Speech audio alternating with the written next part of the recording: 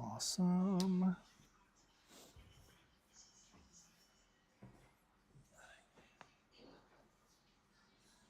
Awesome.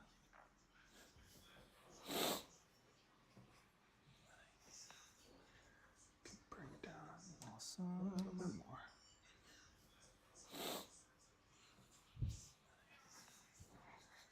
Bring it down. Awesome. A little bit more. Bring it down. Awesome. A little bit more.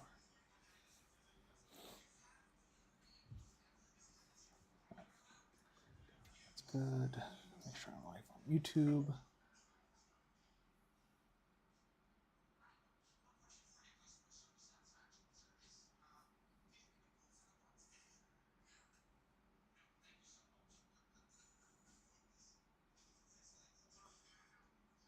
Good. Make sure I'm live on YouTube. Perfect. Live on everything.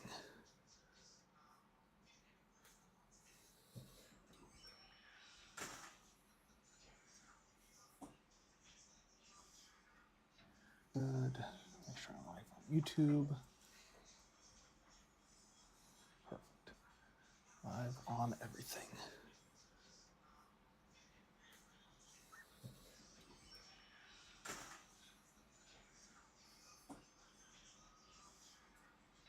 Good. Make sure I'm live on YouTube. Perfect. Live on everything.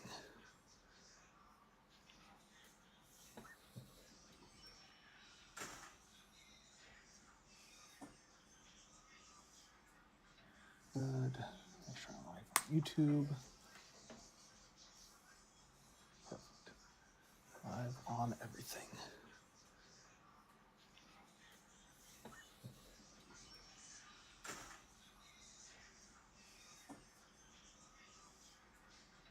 Good.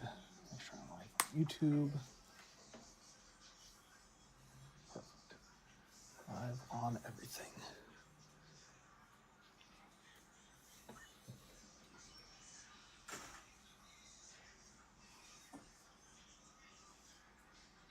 Good. Make sure I'm live on YouTube.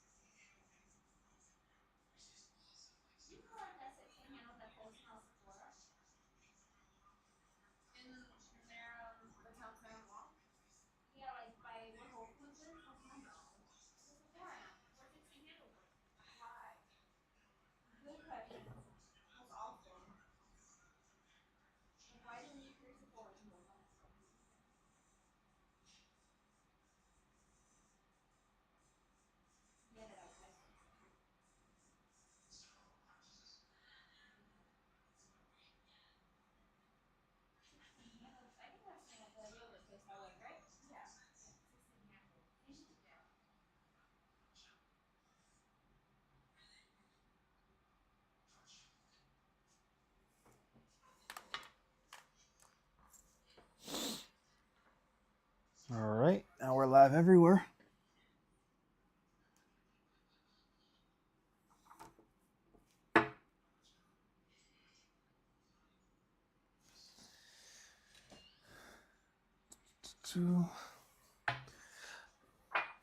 Perfect. Let's get some music.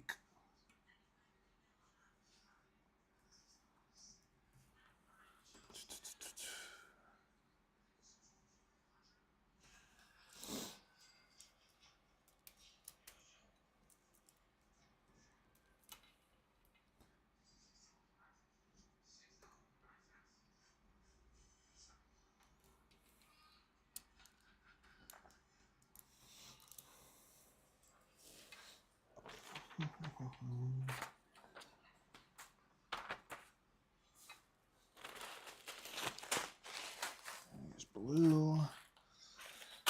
Some more blue. Let's put some of them. All right, you know what? Nico Moreno. No.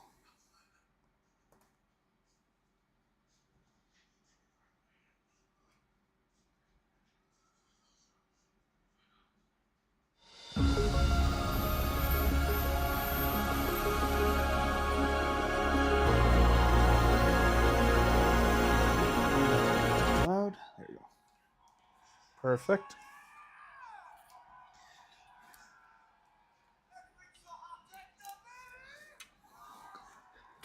All right, guys. Today we're going to go ahead and finish up these cuffs that we were starting earlier this week. I did decide that I am going to salvage this one here, the blue X that I messed up earlier, into an actual 3D cuff, so I don't need to actually, because I do not have time to make another one. So all we're going to do to salvage this one is we're going to cut it on that knot.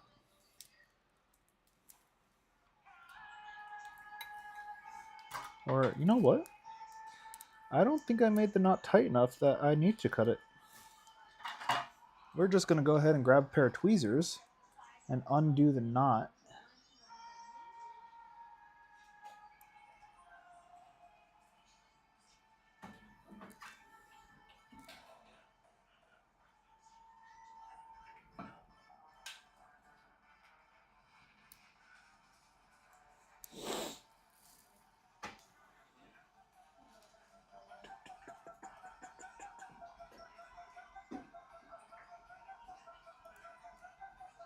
Nice. I got it. Now I just got to do this 3 more times. So, for those of you who missed the other streams, I was originally going to turn this one into a carousel cuff, but I did 1/2 of an X too big. So I have to redo it in order to make it into a 3D cuff, or it's just going to look wonky.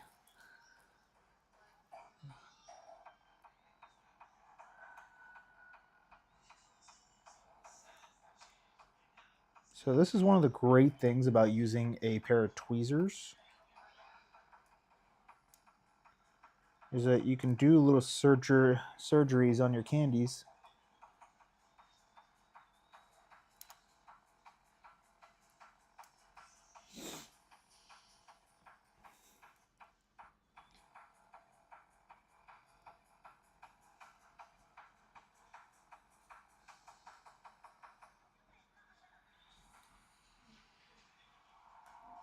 Awesome.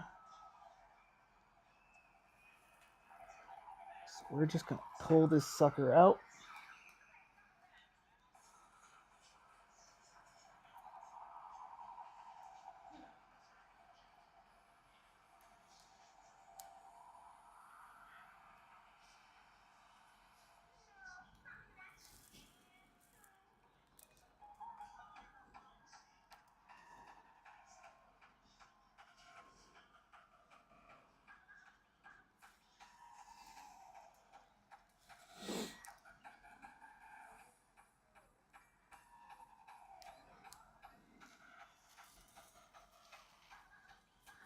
Now, this last knot, I'm going to be real ginger with it, because it's going to undo everything I did.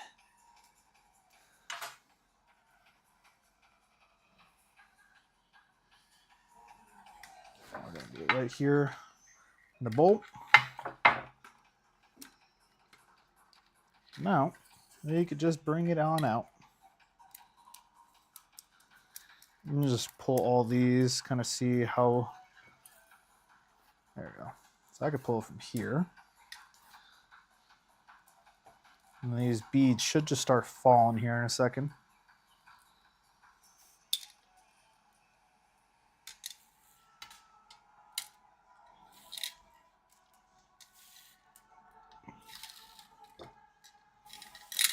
Oh, there we go.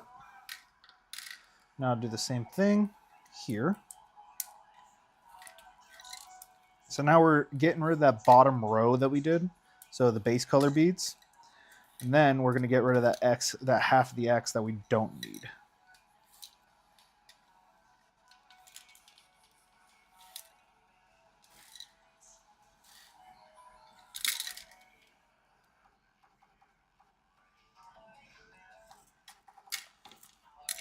Perfect. I'm just going to quickly, there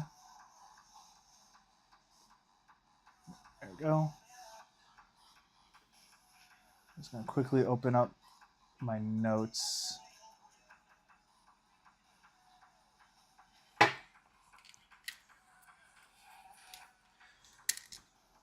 Yep.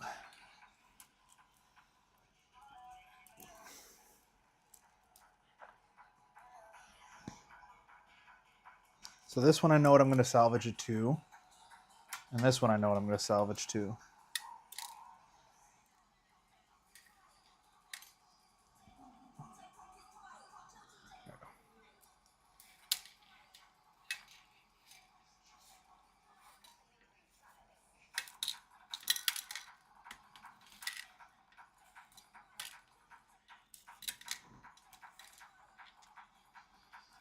This is a little time consuming, but it saves a lot of time from just making a whole new cuff when I've already got a new idea for this one. So I really don't want to have to go through the hassle of remaking it.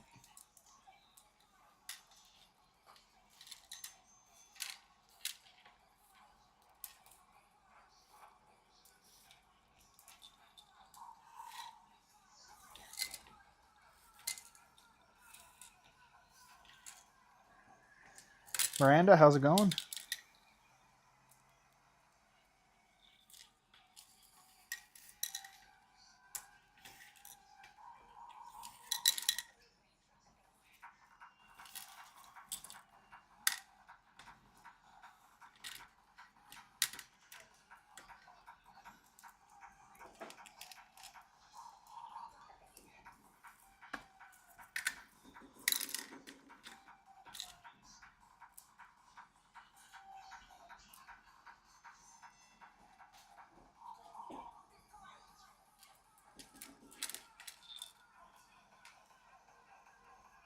I think.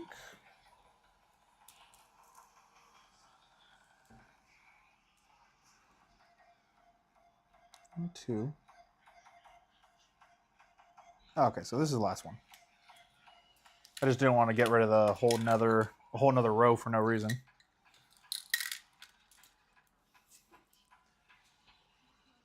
Awesome. So now, guys, we have a double X space here. So we got two X's in the middle.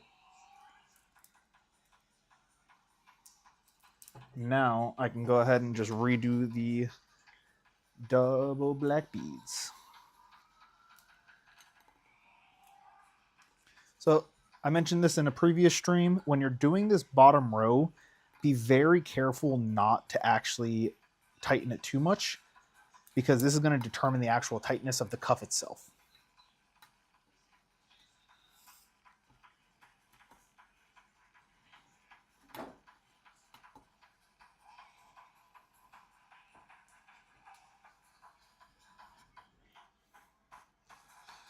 So when I'm doing this, I'm pulling it tight, and I'll get the final tightness down when I'm actually done with the whole circle. But just to save myself time, I'm pulling it tight, but not too tight. So to keep it nice and taut is really all you need.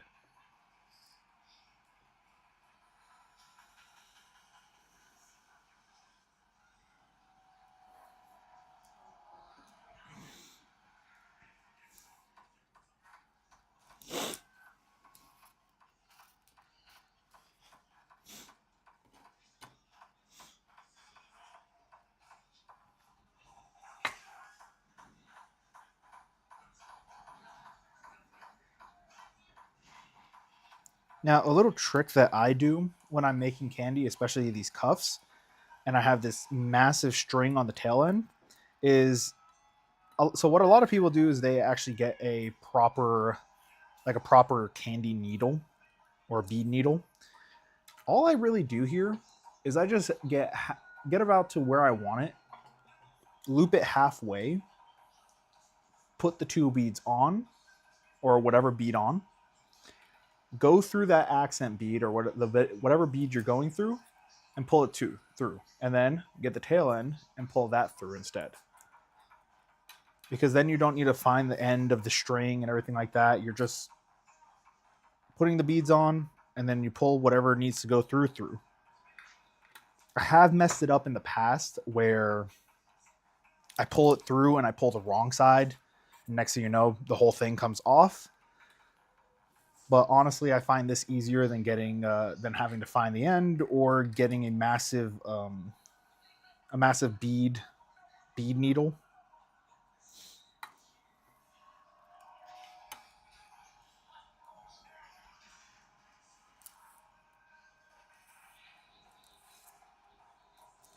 So we're about halfway through here. I'm just going to check the tightness. It's pretty good. Make sure it's still circular, and we're just going to keep on going.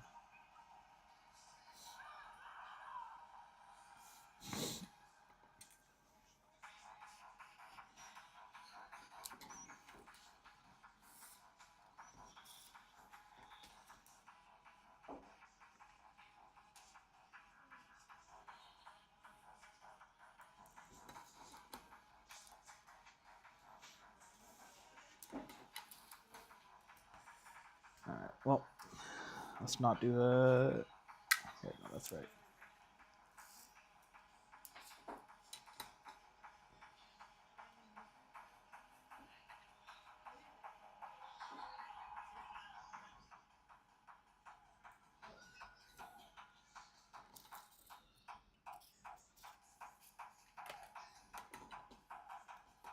All right, we got two more.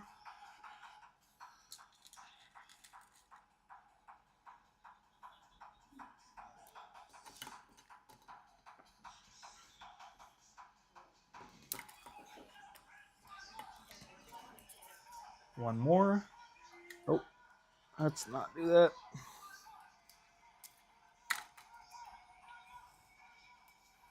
When you're working with this much string, you really got to be careful not, because this elastic string will knot without you even realizing, like, knot itself. So if you loop it over, you really got to be careful not to pull it too tight, or else you're just gonna knot it, and then you're doing that candy surgery with the tweezers again. Perfect. So now we have a double X base cuff. The X's are here and here.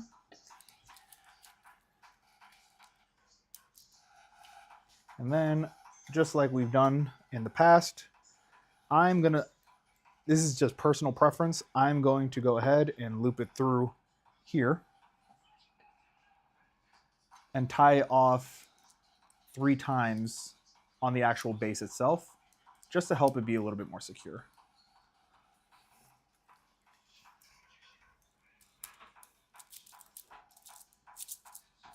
Perfect. I want to make sure it gets the most amount of elasticity, because if you don't, then you're going to run into an issue where the whole cuff is just going to be too tight.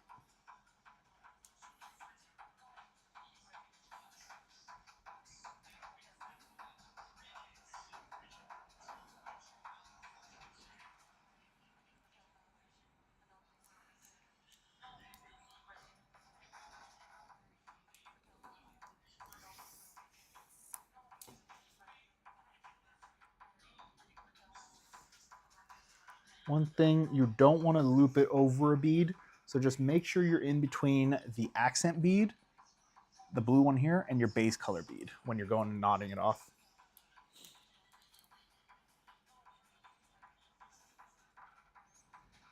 And one last time, just for security's sake. I have been at festivals and I go to get ready to trade with someone, like I put my cuff on the bottom, and then next thing you know, it just snaps on the knot. Or I make it too tight and it snaps on the actual elastic. So So you want to make sure that you just get that test. Because when you go and you trade, you're going to stretch it out and put it on the next person's wrist. Okay, so I do have an idea of what I want to do here with the 3D effect.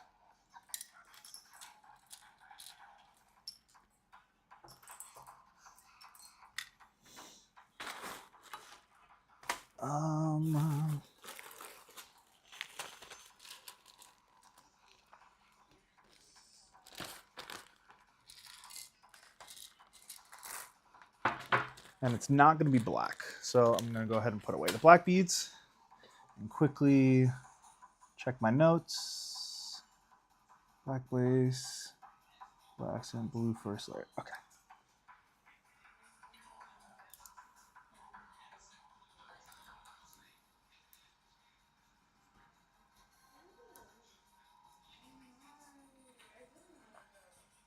So I'm going to make sure I'm going out of an accent bead.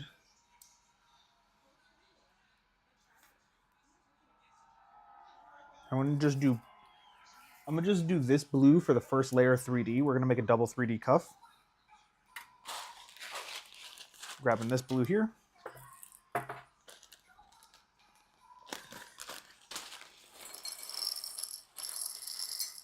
I'm putting in a bowl just because I have big fingers, so it's very difficult to go in the bag.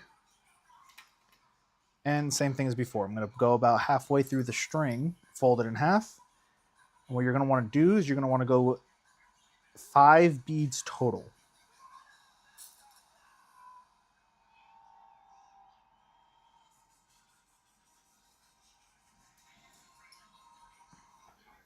So we've got 5 beads on the string. That's going to be a half of an X.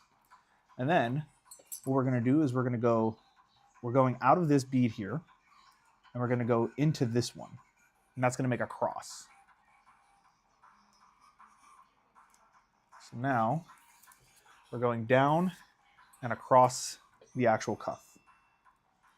I'm going to pull that tight, and you're going to see it kind of wants to push up on itself. So that's the 3D effect that we want. And then you're just going to go zigzagging throughout the whole cuff, doing exactly that. And that's one of the benefits of having accent colors, is that it's a lot easier to identify which actual beads you have to go through. So if this is your first time making a 3D cuff, where some people like they can get away with not doing accent colors, make sure you do an accent color just to make it easier on yourself. So next, we're going out of this bead, and then we're going to go down into this bead.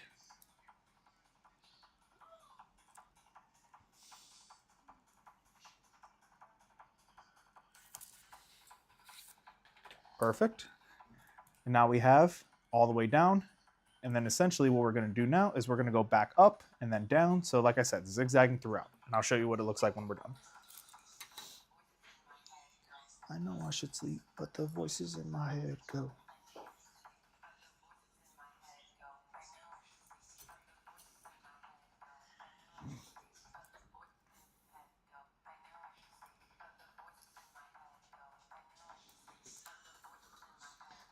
Now I'm going to start working our way up.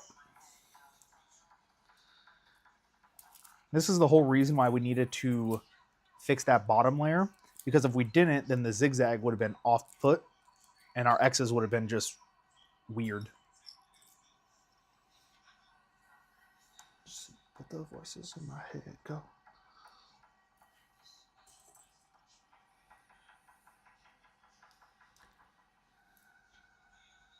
Appreciate you guys coming and stopping by.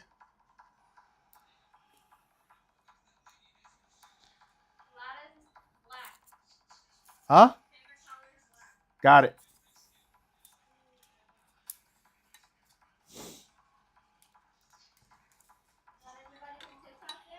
There's a couple people popping in and out.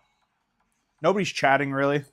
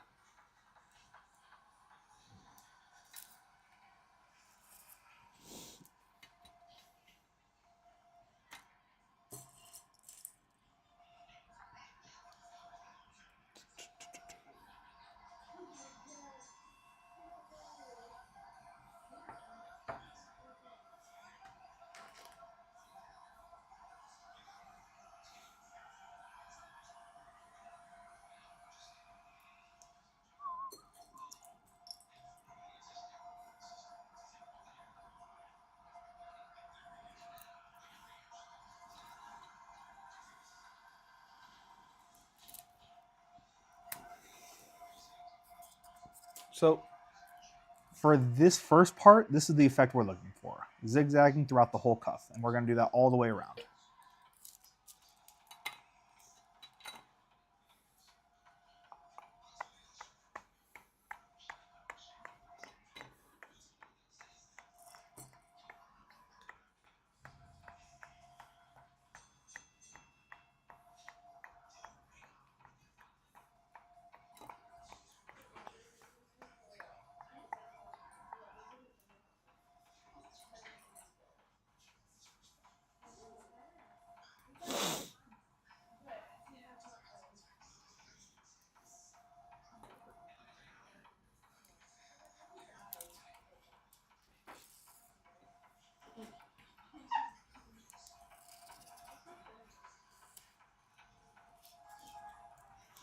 So same thing as before. You want to make sure you're pulling it real nice and tight, especially on these pyramids, because we want these to be essentially as firm as absolutely possible. Because when you go to stretch these, all they're going to do is flatten out. So you don't need to worry about, oop.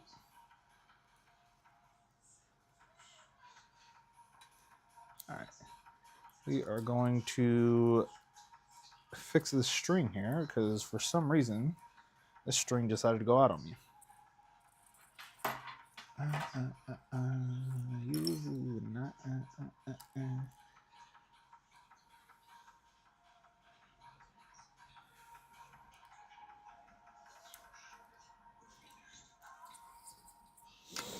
I can fly when I'm with you.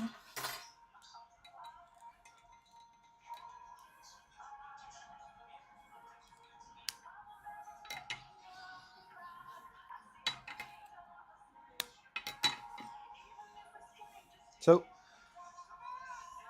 best way to add new string onto your existing string is you're going to get them and you're going to put them parallel to one another and just tie a knot. So I'm going to go ahead and tie the knot on here. Actually, I'm going to make my life easier. Definitely not easier. And I'm just going to take off a couple. There we go. So now we got a good amount of string here.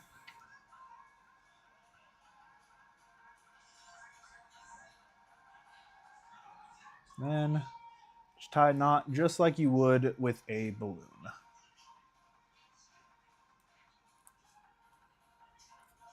Make sure it's nice and tight. That's not going to come apart because you want it to become one string. Don't pull it too tight or else you're just going to snap it. And then you can cut off the tail. And voila, we've added more string.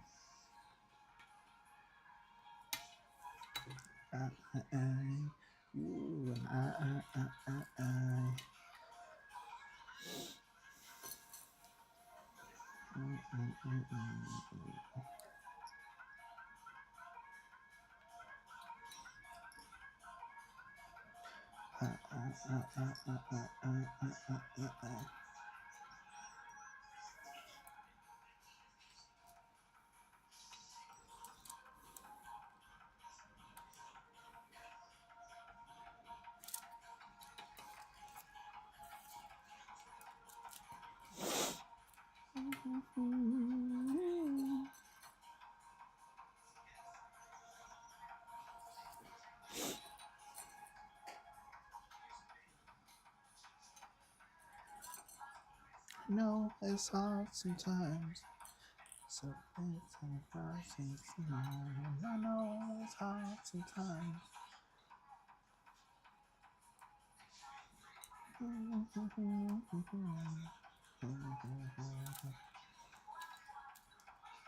To find silence. Whoa, whoa, whoa, I'm falling, so I'm taking the time of my life.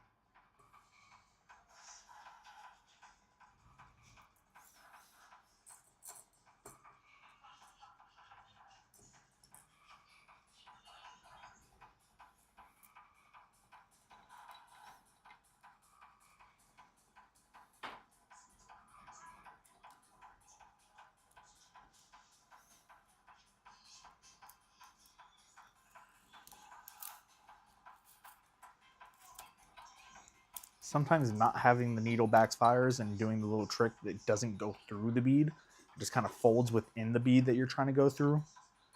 So either tweezers or just a lot of brute force is the best way to do it.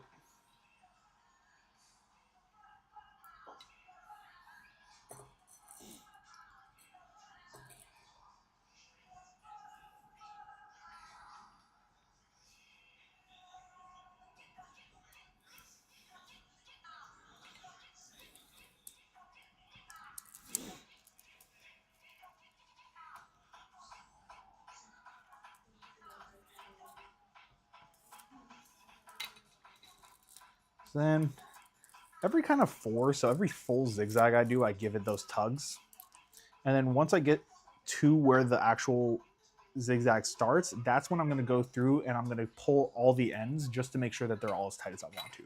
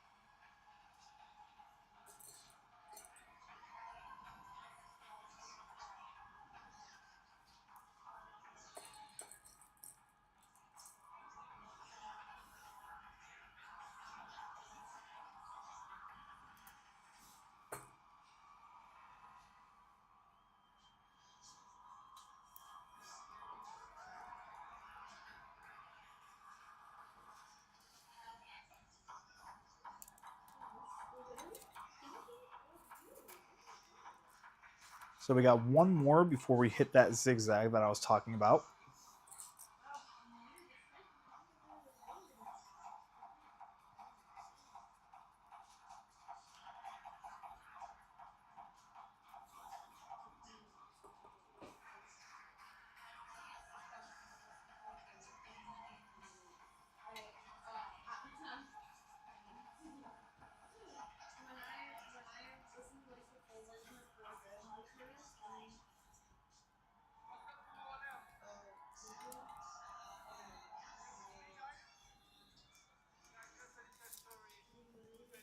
So we got it going all the way around now. It's coming out of here. So how do we get it back through? So what we're going to do is just like how we got the X bases.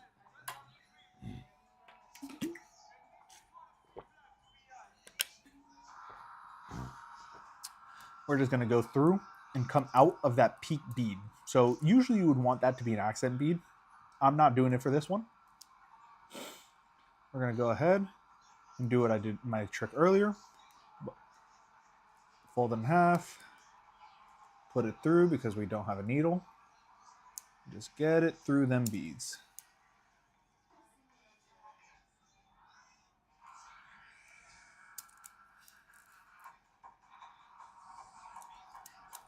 Perfect.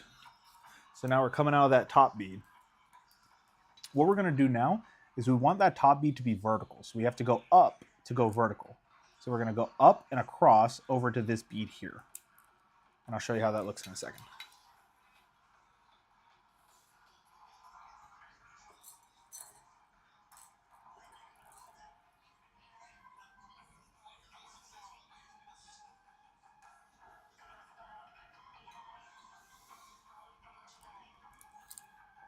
So now coming through here, and voila, we have 3 legs on an X. So this is that perfect time to just go to the first peak that you made, pull that nice and tight, just start making your way around, getting all the slack out.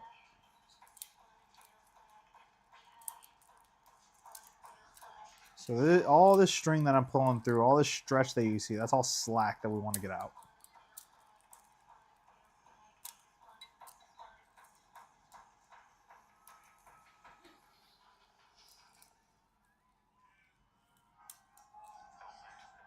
Perfect.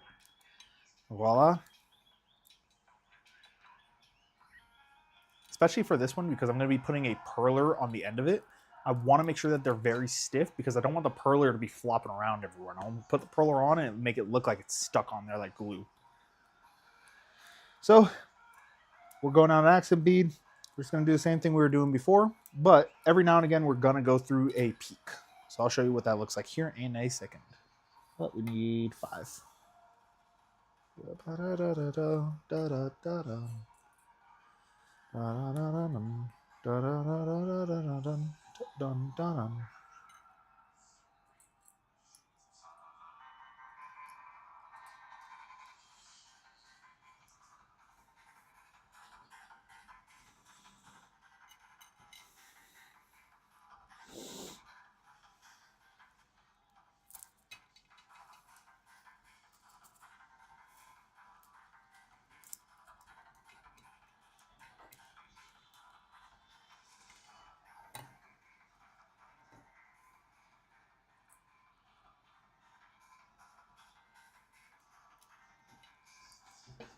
So we're going to go ahead and get those 2 beads.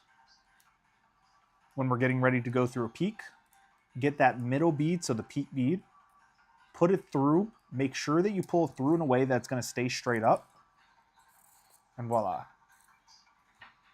Jason, you keep talking smack, bro. I will fly to Texas just to beat you.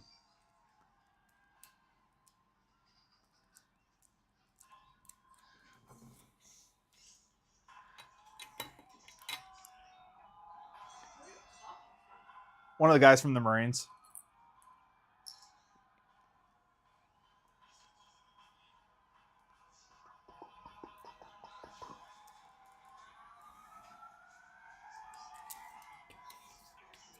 And that's how we're going to go ahead and finish off our X here. So that's going to be our first X completely finished. 2 beads, go through the peak. 2 beads, go through the accent on the base. Pull that nice and tight so that stays straight up. And just keep on rinse and repeat.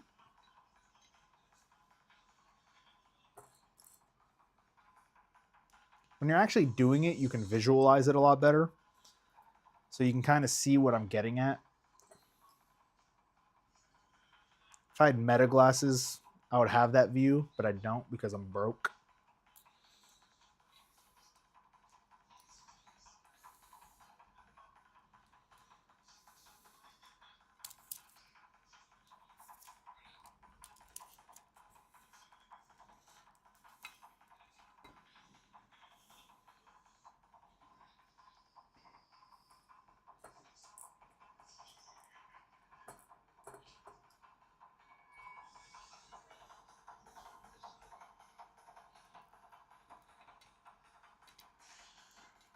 So then same thing. We're going out an accent bead. We're going to put 2 on. Pull out that peak. Pull it on through. And that's going to be our 3rd leg. I'm going to go ahead and do that one more time.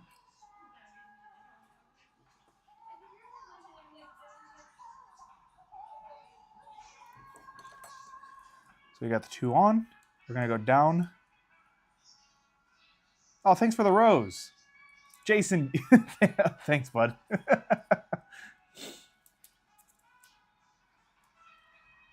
Jason sent a rose on your account, babe.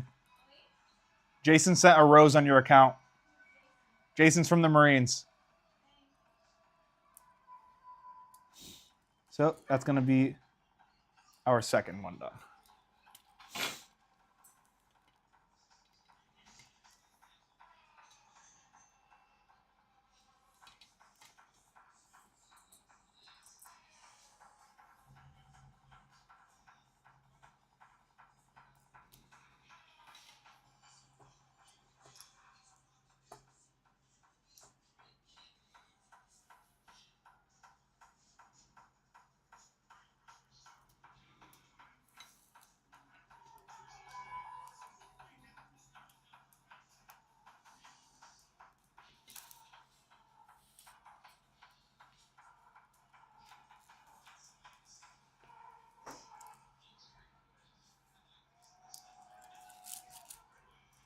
So like I was saying before, this is what I was meaning. So if you pull it nice and tight and then you stretch it, it's all just going to flatten out.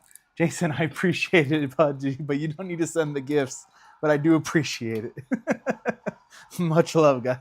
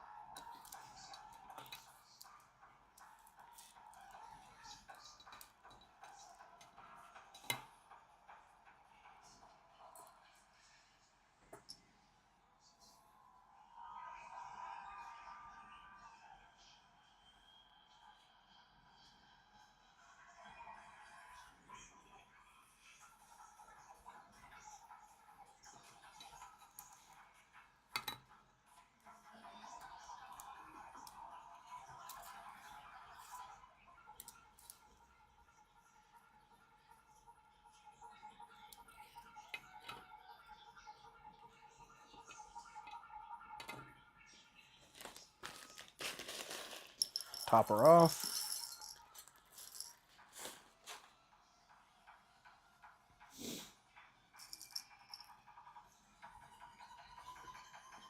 Woonwei, thank you so much for the roses. Much love.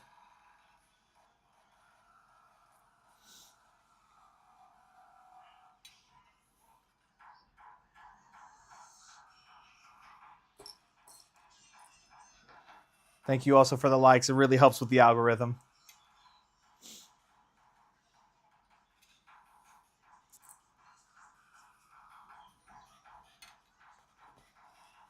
That is probably honestly the best way that I can appreciate you guys supporting the stream is the likes.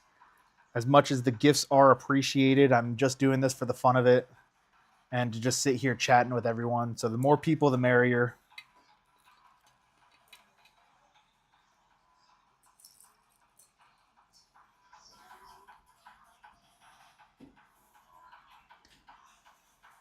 Thank you for the heart, Woonwei.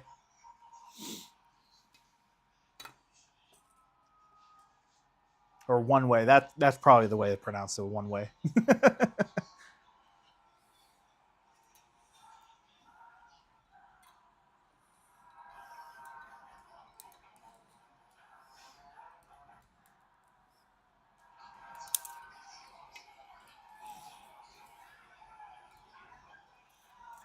So we are just about through the second phase here. And then we'll be hitting our last phase of the X's where we just finish out all of the legs.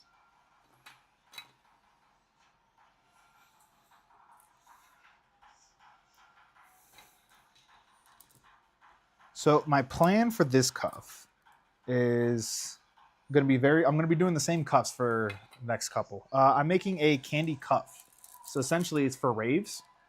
You've probably seen them on people's very similar things on people who go to Taylor Swift concerts, but I make them a little bit more extravagant. So I make them with 3D styles on them. So like this one, for example, it is a black with blue accents on the base. My first layer is pure blue. And my second layer, so I'm going to do 2 3D layers on this one, will be a baby blue with some sparkly tips.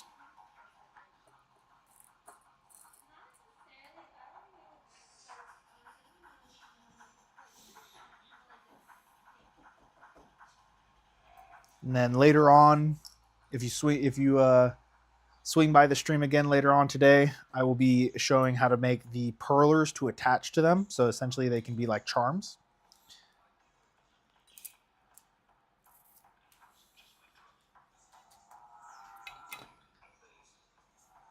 I appreciate it, one way.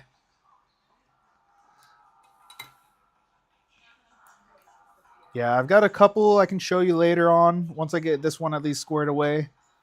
Some more of my, or actually right here on my wife's TikTok, there's a video of me showing off a couple. Oh, appreciate the pumpkin pie.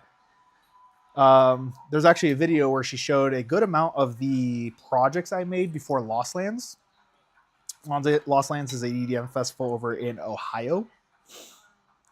And yeah, those are pretty much the extent of how I made them as of recent. So if you want to go check out that video, feel free.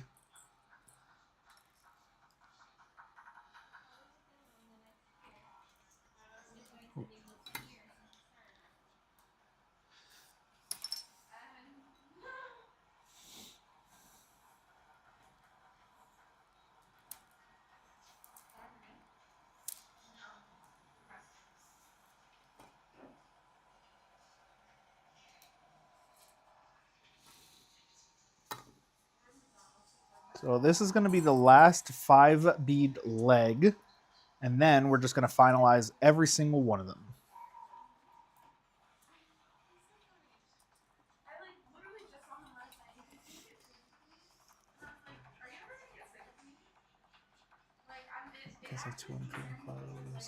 Oh my gosh, One Way, you're awesome. Thank you so much. That would be awesome.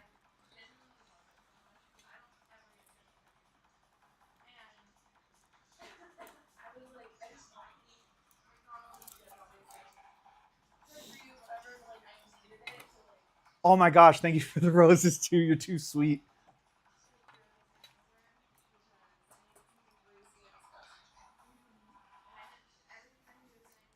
So now we just finished the last 5 bead leg. So we're going to go ahead and do the same thing as before, but all we're going to do is just put a 2 bead leg through the tip, go down on the accent bead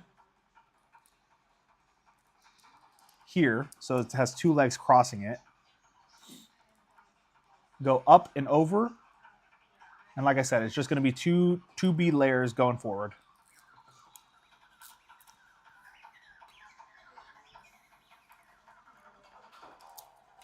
Make sure that you pull the beads through in a way that the bead stays straight up or flat if that's what you're going for. I have done it in the past where I've accidentally pulled it through and it stayed like flat instead of vertical the way I want it.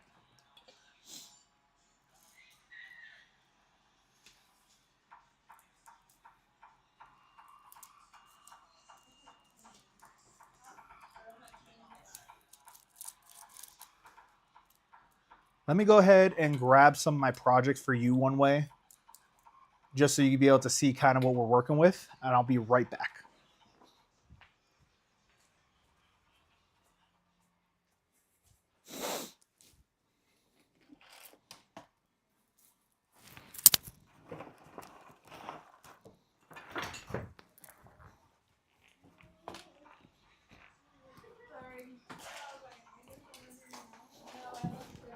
So these are a couple of the projects that we've had recently. So this is a recreation of my Flow Star, which this actually has to get repaired, but we'll do that. Actually, you know what? I'll do that later today, or else it's never going to get done. But essentially, this is just a necklace made of perler beads, similar to this one, which is a much smaller. This one is meant to go onto the actual cuffs here.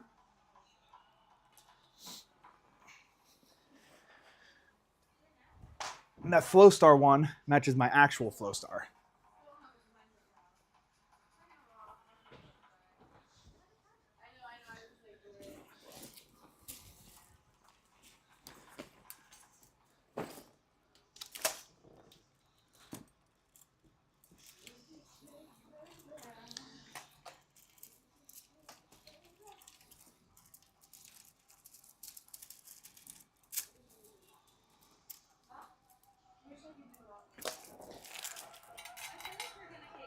Do you make bags? I don't make bags yet. I am eventually going to get to the point where I can make bags.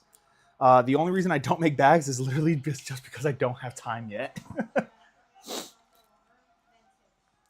This is way dirty from Lost Lands, but essentially this is what you would be expecting. It's just, you got a single band Kandi, Thank you for the for the boxing gloves.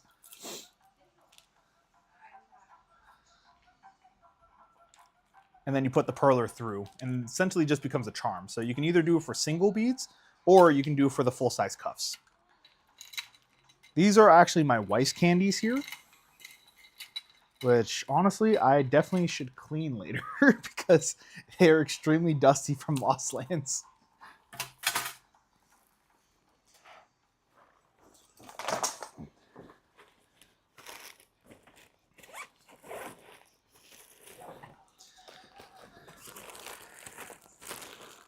I just got to dig through the trinket bag here. We followed, we loved you. Thank you so much.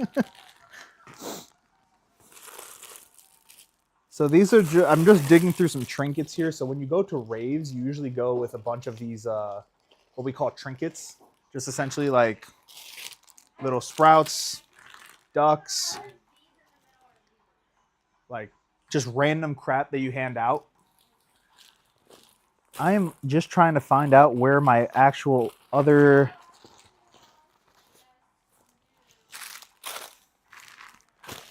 I have no clue where any of my candy went. I'm definitely going to have to look for those later. Any glow in the dark. So they do make glow in the dark beads. I have not used any quite yet. And that's because I'm looking for a good quality one. So I've been testing a few. So like I usually get my beads from Michael's. I've looked at a few of them, but the biggest problem is that they don't glow in the dark enough. So what a lot of people do is they do UV reactive because there's a lot of UV lights when you go to music festival. So this is my biggest one currently. Aforementioned name, the Portal. So this is just a huge slinky cuff. So I've been getting into the bigger space, as you can see.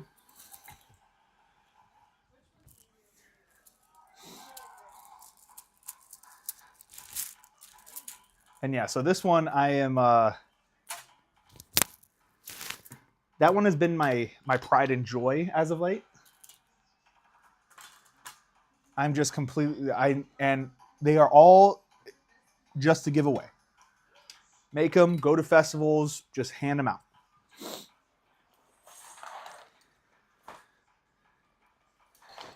I'm not the type of person where I really like to, unless I was gifted one, I don't really like to hold on to the ones because I remember my first experience getting one and I want to give that to other people.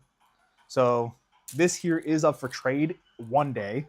I'm just waiting for that right person to give it to, because you catch on to someone's vibe when you're at a music festival, and you're kind of like, okay, so that person I'll give a cuff to, that person I'll give a single to. I'm waiting for that person with just the right vibe to give the portal to.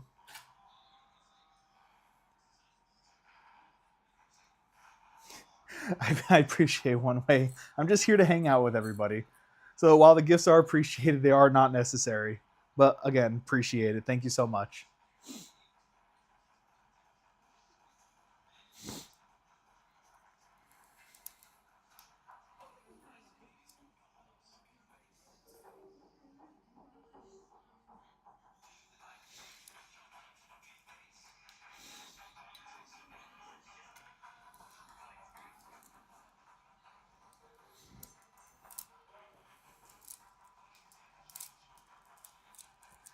So we're just going to go through again and just make sure that we're pulling all these. Any with slack, we want to pull them through so the slack is not in there anymore.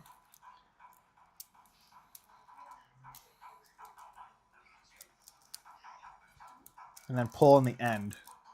I like to kind of spread it out sometimes too, just to make sure that when I'm pulling, I'm not pulling it too tight.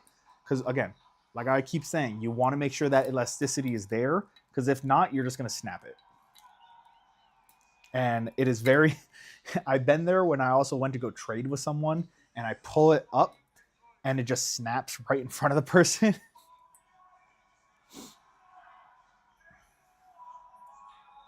Thankfully, since I'm the one who make them, I know how to fix them. But I just don't want to run into one where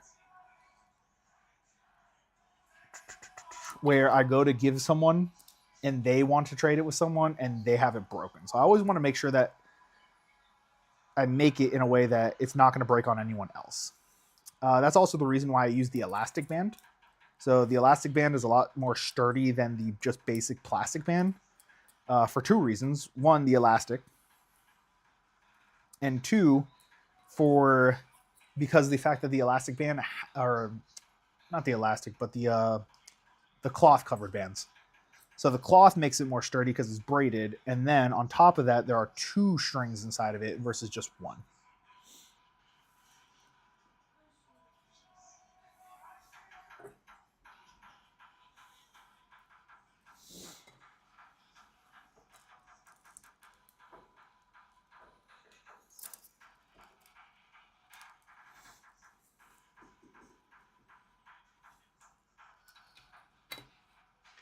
So I like to look at it in four phases.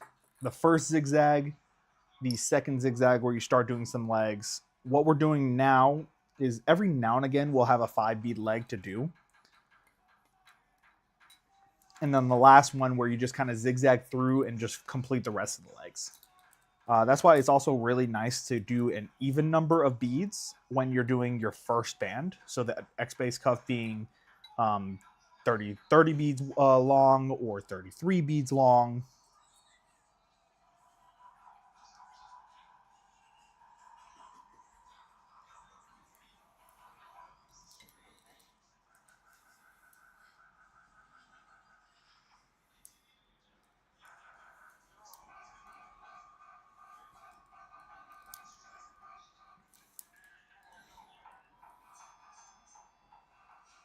This one's 36 beads long. So you can also do it with odd numbers. It just gets a little bit, when you're making it, it does get a little bit more tricky if it's your first time. So I always recommend people, if it's your first time, doing through the first layer here. So on the actual base layer. So right here is a base layer. The first line that you do, you want to count an even number of beads if it's your first time. When you've done a couple of them, you can kind of get the idea. And this one's 33 beads, and it's going to be a little bit smaller. But you're going to see when I do this 3D later that it does make it the actual building of the 3D layer a little different. Especially if you're following like a YouTube tutorial. Most of them also do even numbers, so it's going to be a little bit trickier to also do the to follow the tutorial.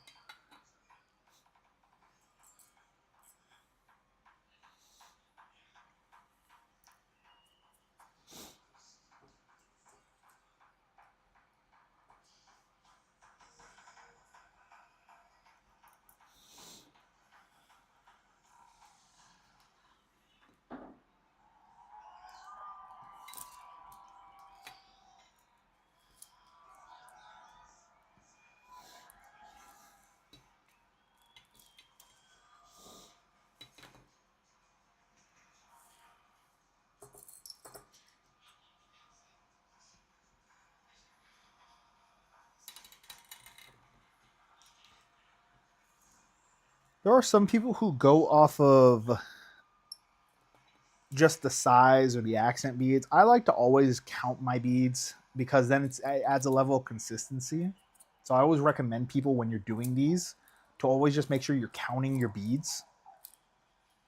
So I know it's 5 to do the pyramid on the first layer. It's 7 to do the pyramid on the second layer. Because if you just if you don't count it, like I count in my head every time I put a bead on the string, because then I know I'm not going to mess it up.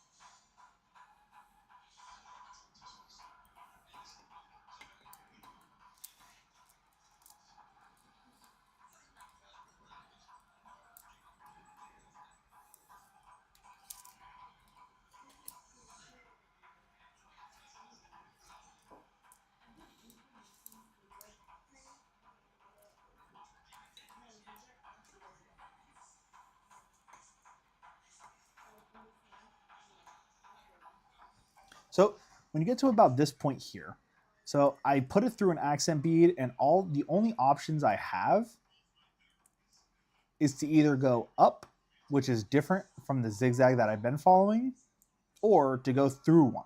You're going to want to go up. So you're going to change the zigzag a little bit and go up and then through this bead. So this is where we're going to go into the... We're just going to kind of change a pace.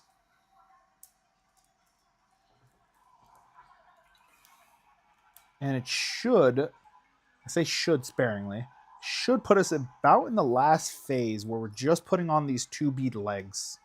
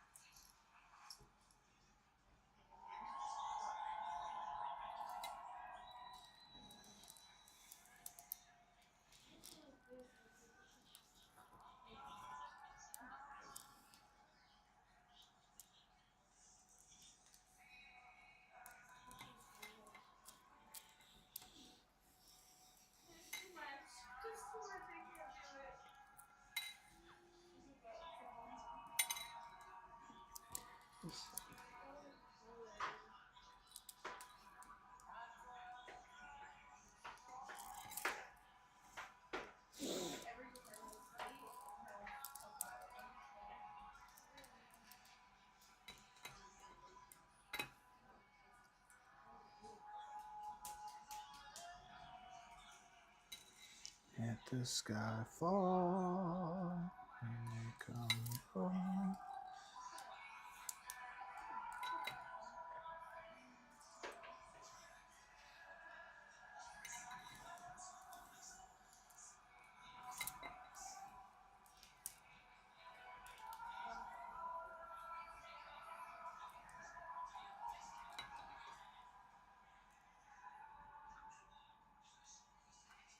All right, so this is going to be the last 5 bead leg that we're going to make.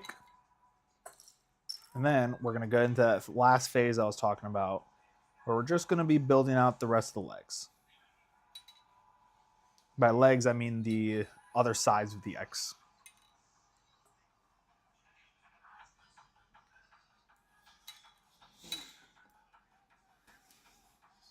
Now, this is also the most difficult part to do without a bead needle. So it really just depends on your patience.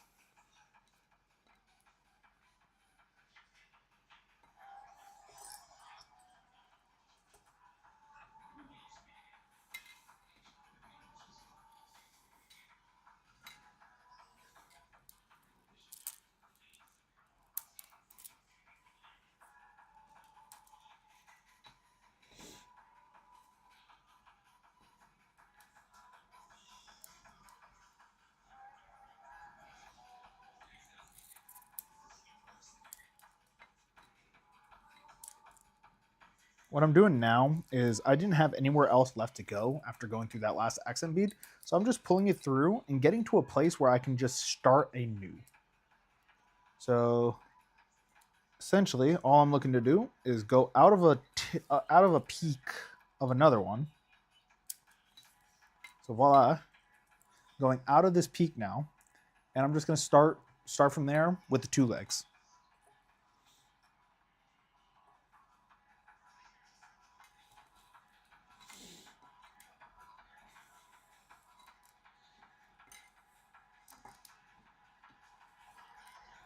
going out this way. So I want to go up.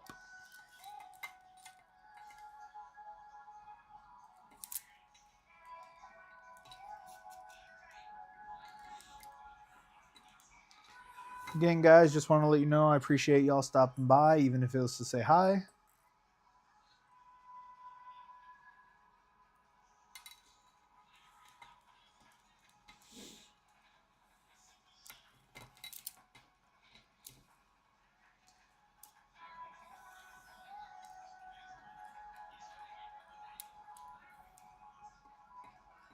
That goes for both TikTok and those on the purple and red platforms.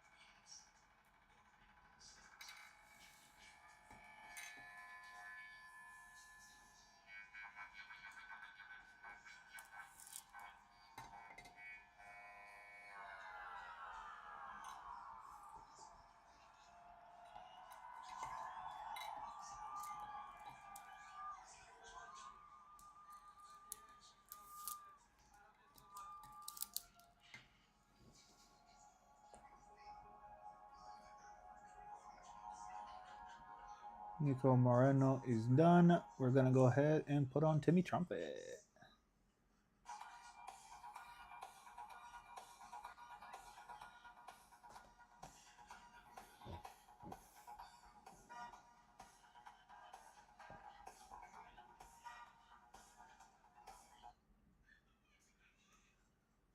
There we go.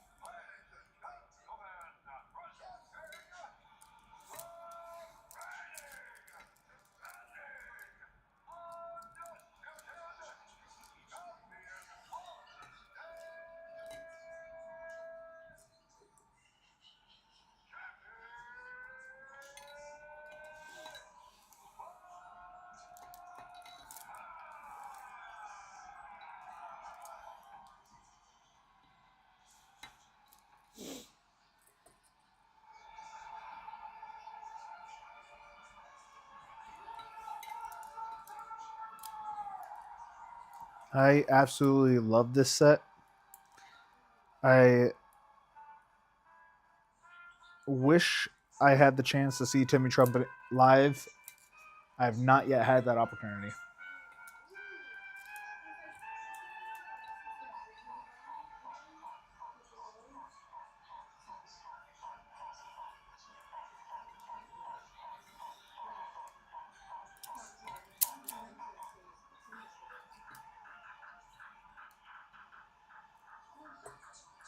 But Tomorrowland is on my bucket list to go one day.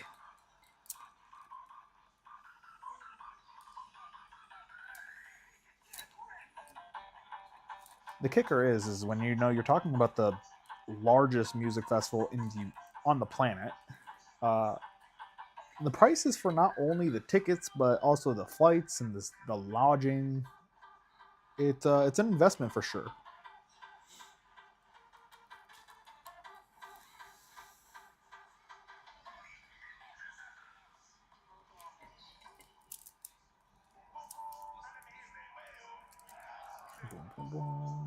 So you can kind of see we're getting to the point where most of the cuff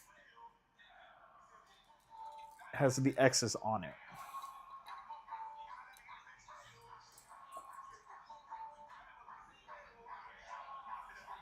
So you can just kind of keep working your way through, and eventually you're done. We have been streaming.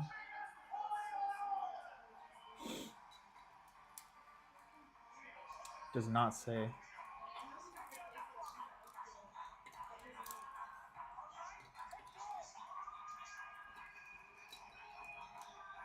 Oh, now we're 18 minutes. So it took me about an hour to get this layer done. And for the double 3Ds, this is really what takes the longest. Is literally just getting this first layer of X base done, or first layer of pyramids done. The X base, after you've done a good couple, can take you about 30 minutes, and the second layer about the same. So about 2 hours to complete the whole thing.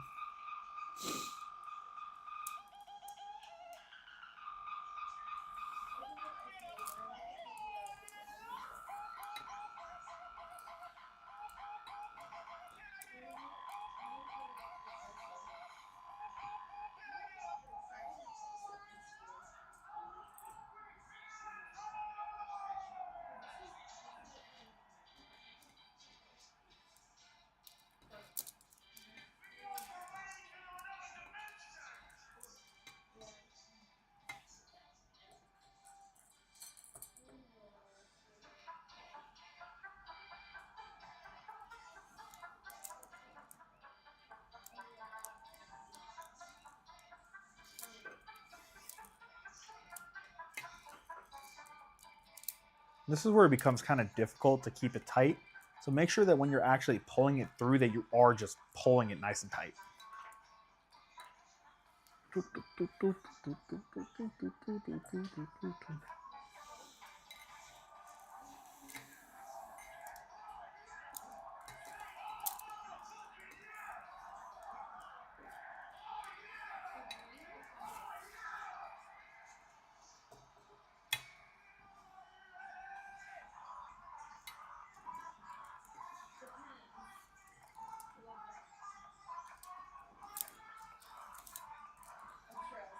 Nope.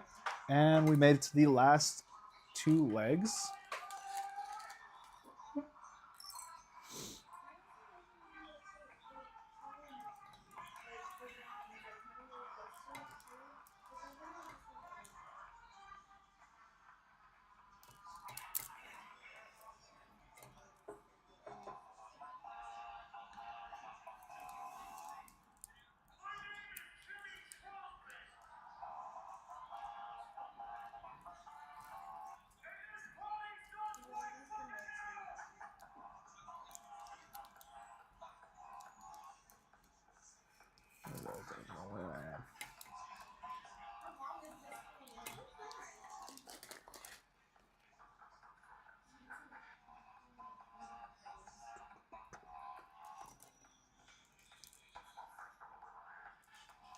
And finally, pull the last one through.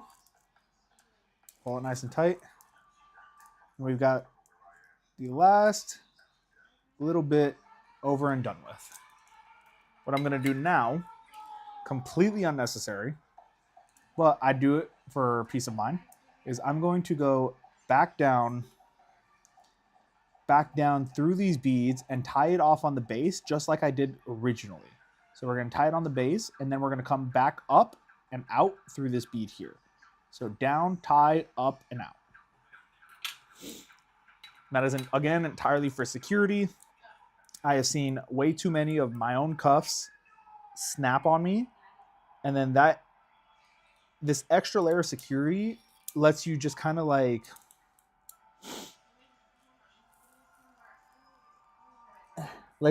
just save it. So like if the whole last layer falls off, I at least have the second layer to fall back on.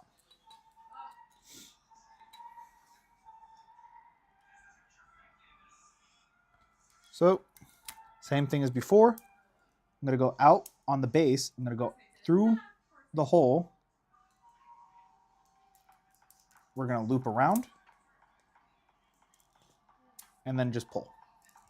Pull it nice and tight.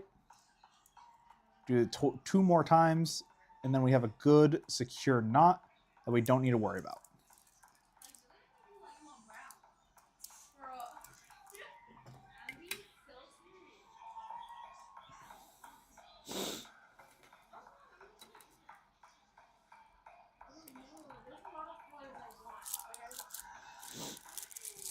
And voila.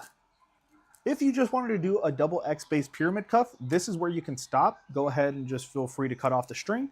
But I want to do a double 3D cuff, so we're going to go ahead and take it off. And go exactly like I said, up and out.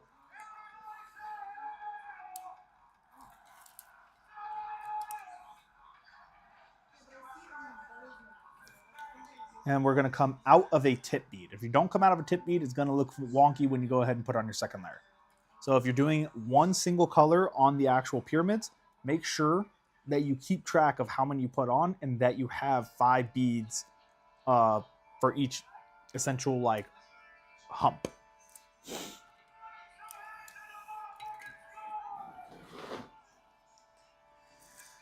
We're going to go ahead and add some string.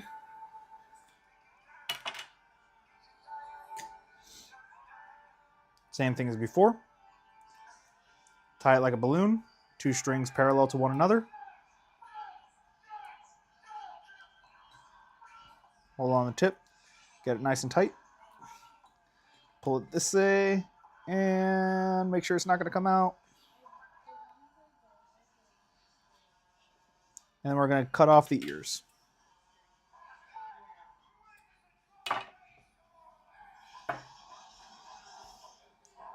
Voila, we've added more.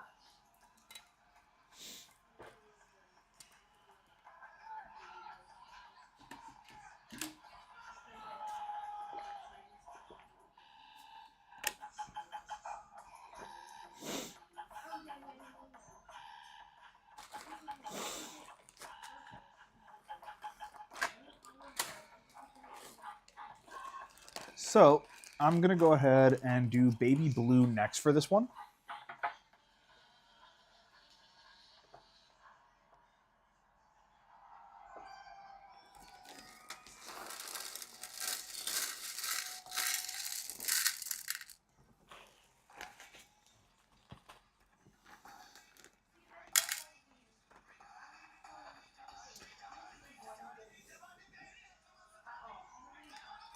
Now, like I said earlier, it's going to be 7 beads total for each hump. So what I'm going to do is I'm going to do 3 beads. I'm going to do my accent bead, so I want blue tips, and 3 more beads.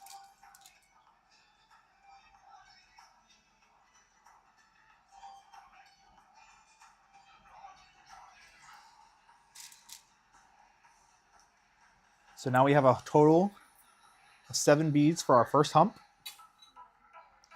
And just rinse and repeat. We're going to want to go through our tips. So through the peaks of the other X's that we built. And that is going to start your second layer of your double 3D cuff. Some more, it's that time for you to get on the floor. And I move your body and show you some more.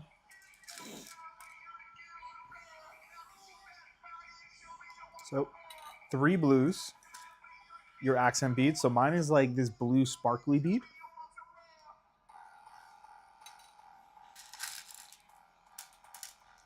and 3 more of whatever color you want.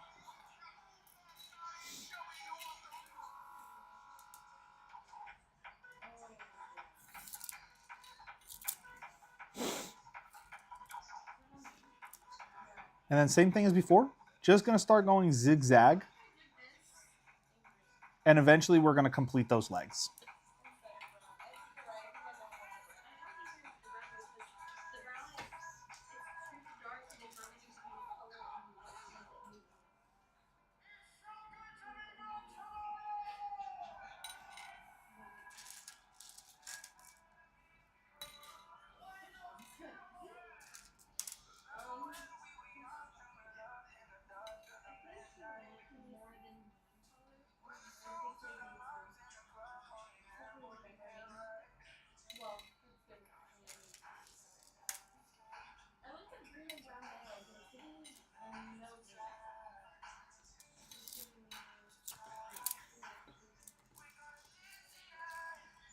These especially, since we're getting like the more beads you put on, the tighter you want the actual layer.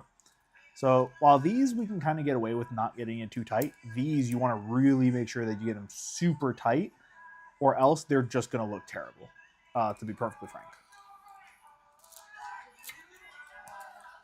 So like all this was just slack from the first one. There you go. That's what you want. Nice, strong peak.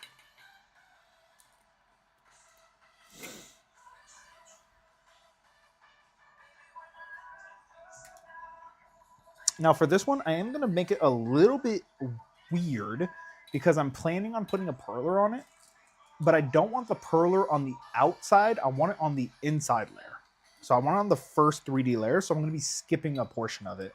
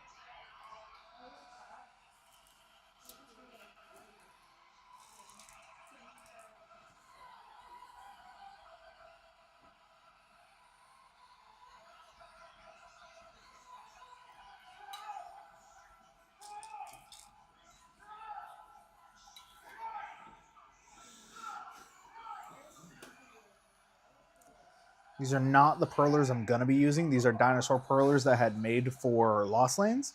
I'm going to be putting different perlers on these, but this I'm just going to use right now for sizing. So I can kind of see that the sizing I want is I want to skip out on 2 of these. So if I want on the first layer, so I want it to be recessed, I'm going to skip 2 of these peaks. So we're going to see how I'm going to do that later.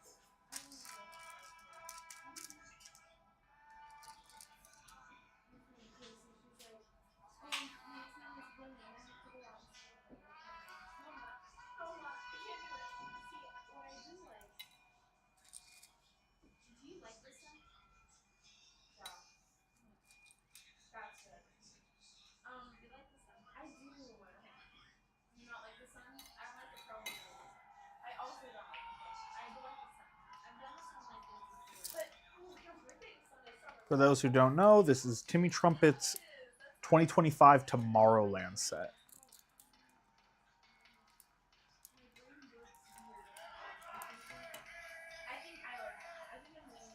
So we're going to skip it on the last two. So I'm going to get all the way up to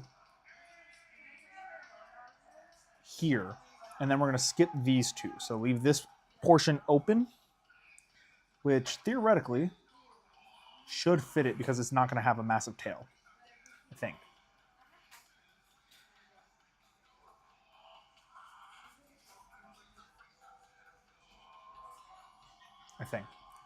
I got to see the design.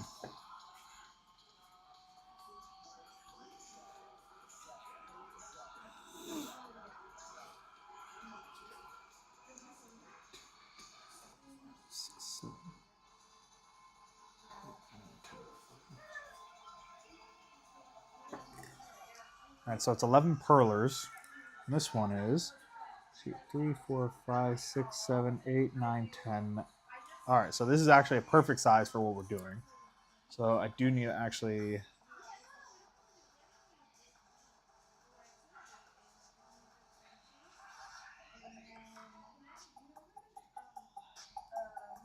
I'm going to go all the way up to here. So I'm actually going to do a three space.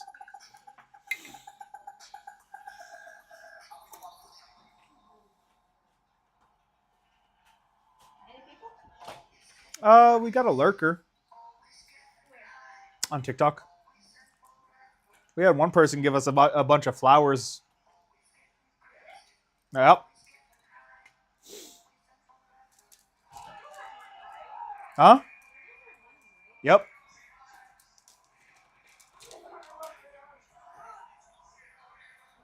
I love that road.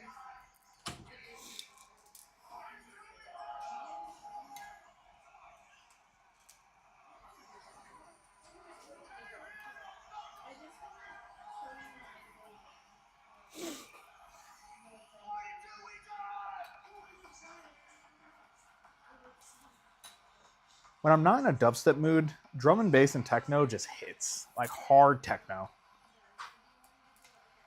Because I'm a bass head at heart. Excision, Subtronics, Crank That, top 3 artists. Like there are times where I'm like, all right, like I want to take it easy. I'm going to go ahead and just, well, not easy. I want to just bounce and jump around. I'm going to listen to drum and bass or listen to hard techno. Like garage industrial hard techno, not like I like Sarah Landry, but she's not that hard industrial hard techno unless she's at a venue that really pushes for that. She's going to be at EDC Orlando, and I assume she's going to do a very just not so hard set because normies don't like it, like she did for EDC Las Vegas. Which I'm not opposed to. I'm still going to go see her set because I haven't seen her in ages. But it's definitely... I'm definitely hoping she plays a lot of her hard stuff.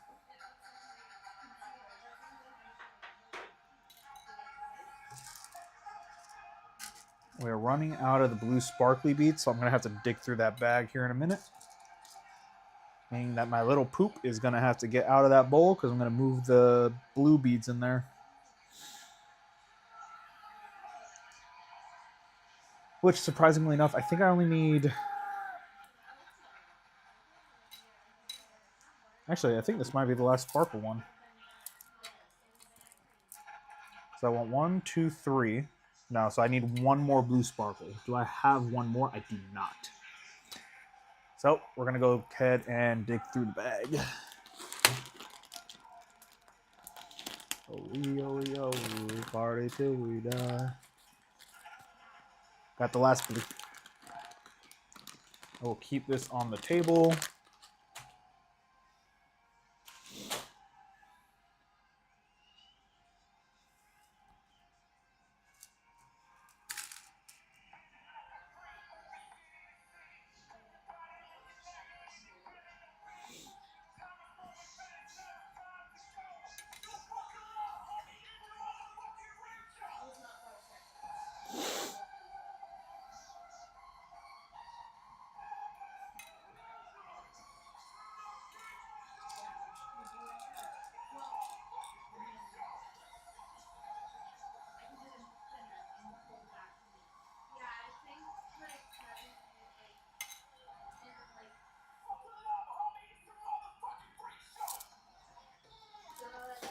Perfect.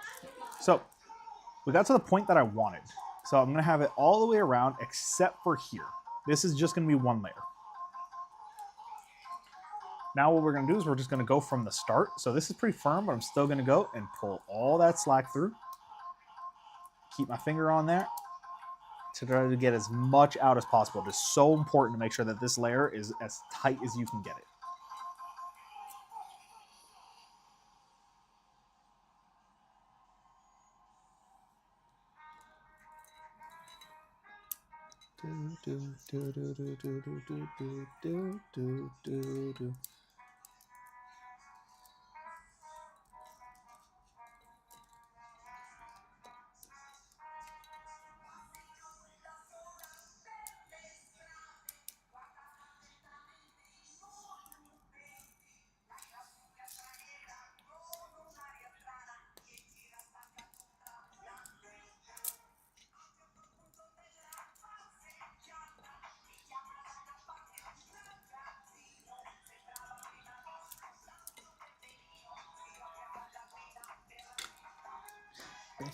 Pedro.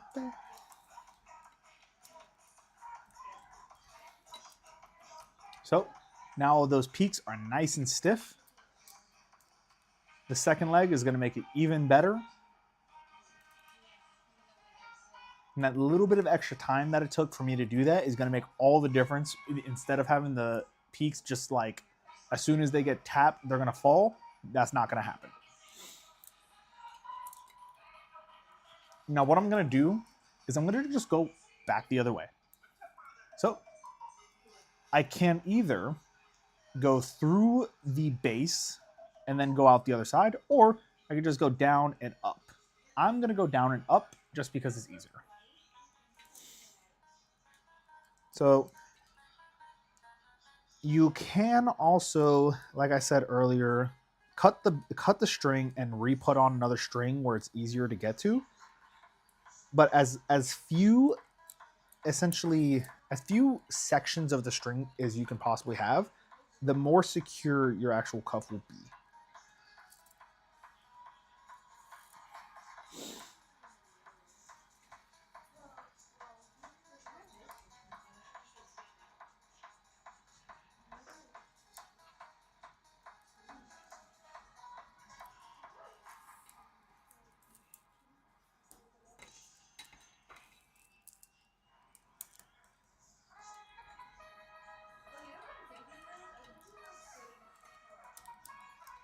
So I'm going to get as much slack out of there as possible because of how difficult it is to pull that string through.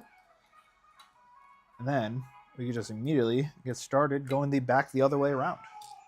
So we're just going to stay with this baby blue color.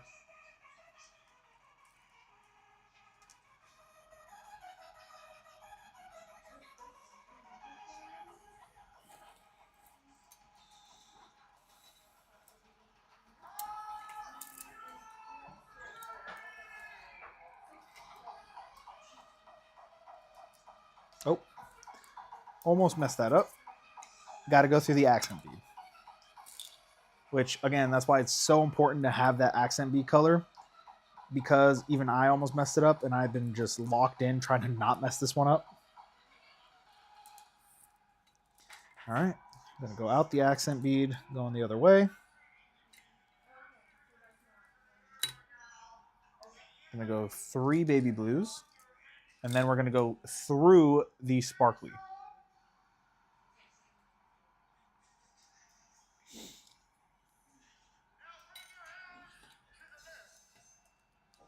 So we're going to go through the blue sparkly bead, and voila. We have our first leg.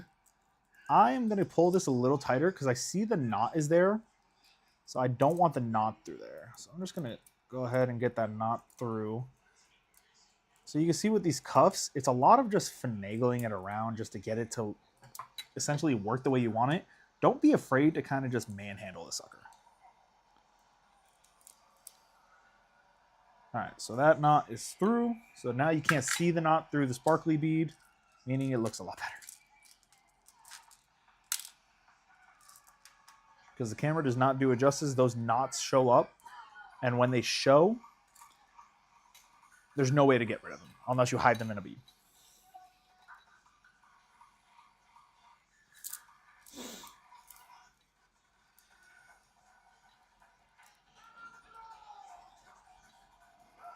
So that's our first X. You can see I can push it down. It only goes down a little bit. There's only so much you can do, but it's not like floppy. Like I'd be able to go out, dance, and this is still gonna stay up. And that's why you wanna make sure that this is tight. By this, I mean the string.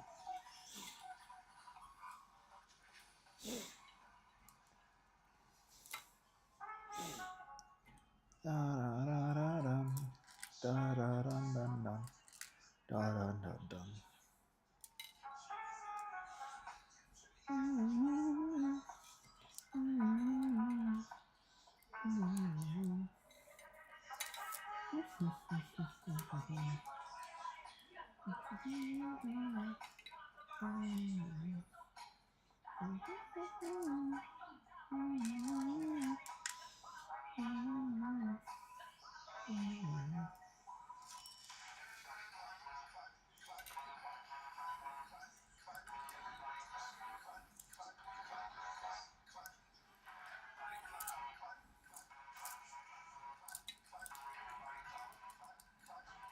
So you can kind of get the idea of how the finished product's going to look already.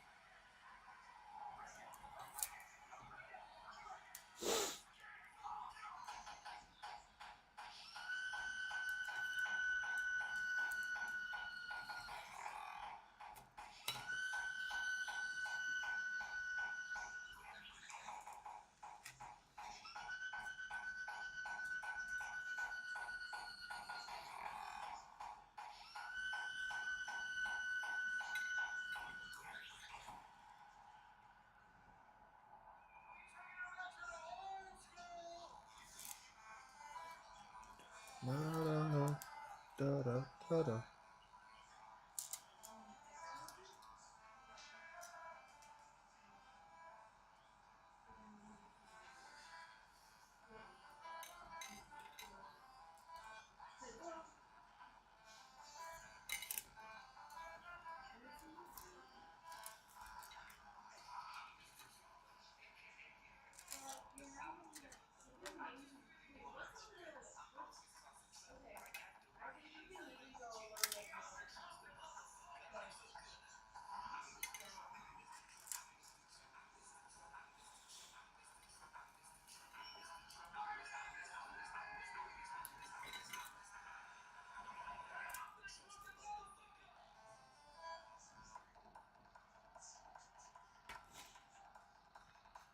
Got 3 more legs.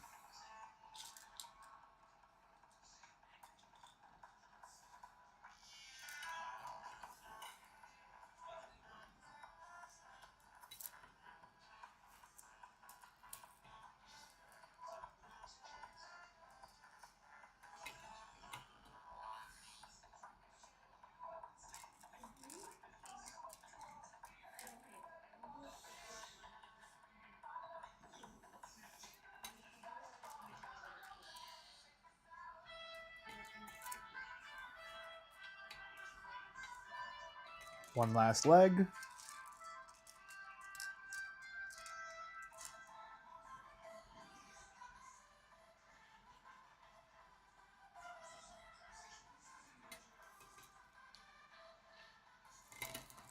And then before we tie it off, because this cuff is done.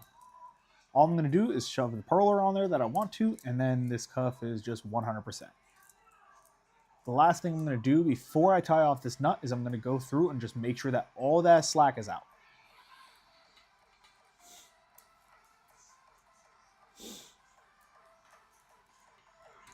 Starting with that first leg, just going to go through. There's a little bit of slack, but not much because we did most of the work earlier.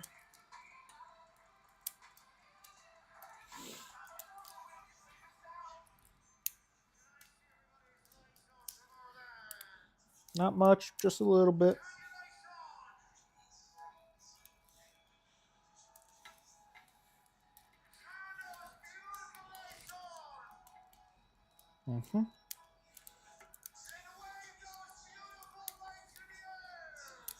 Just working our way up and down.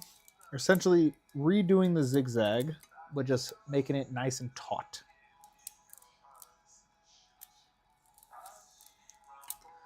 All that is slack. And voila. All nice and taut. Now we're just going to go all the way back down the base. You don't have to. Just another one of my crazy security measures. So we're going to go all the way back down to the base and tie it off on the base. Doesn't make a difference where you tie it off. It's just, again, as much as I can prevent it from coming apart if the knot were to come undone, I'm going to. So make it nice and tight. Hold the edge, and then we're going to loop it around and tie it off just like how we have with the past 2 layers.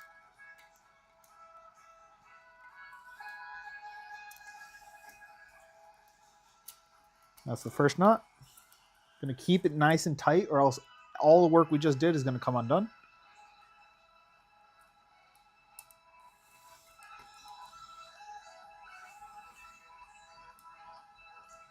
Loop it around.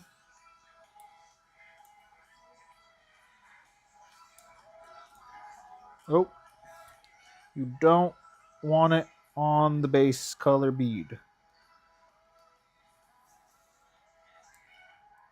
Nope, don't knot. Please don't knot.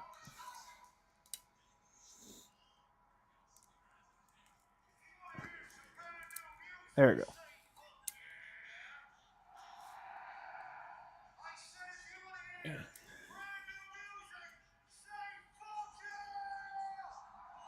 One last for sanity's sake.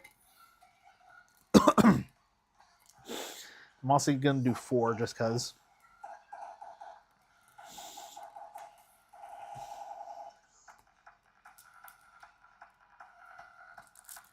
And voila.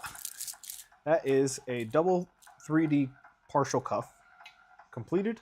We're going to put the perler on there later.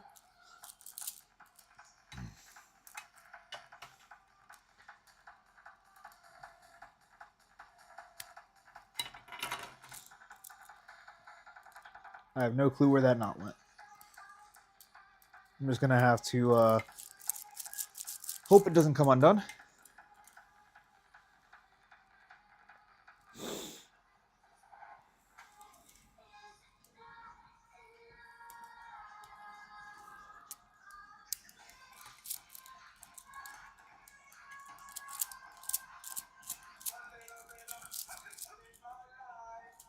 Nice. So the good thing about 36 beads is that a lot of people, when they get cuffs, they don't like to wear them on their wrist. They like to put them up on their arm. So 36 beads is just good enough so that they can put it up on their arm. Most people with normal size arms.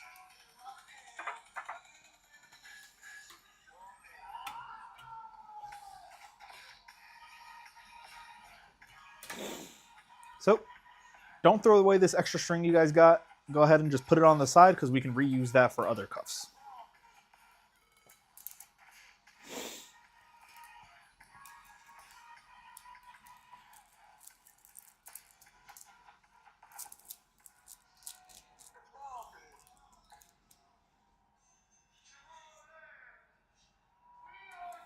I may redo this one. It's a little tighter than I'd like.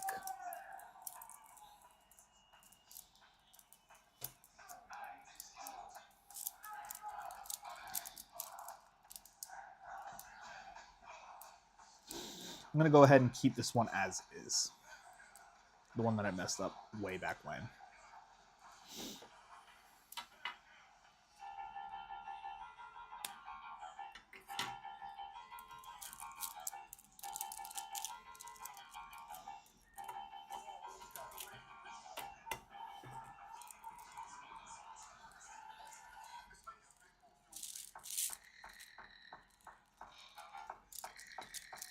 I need a charger.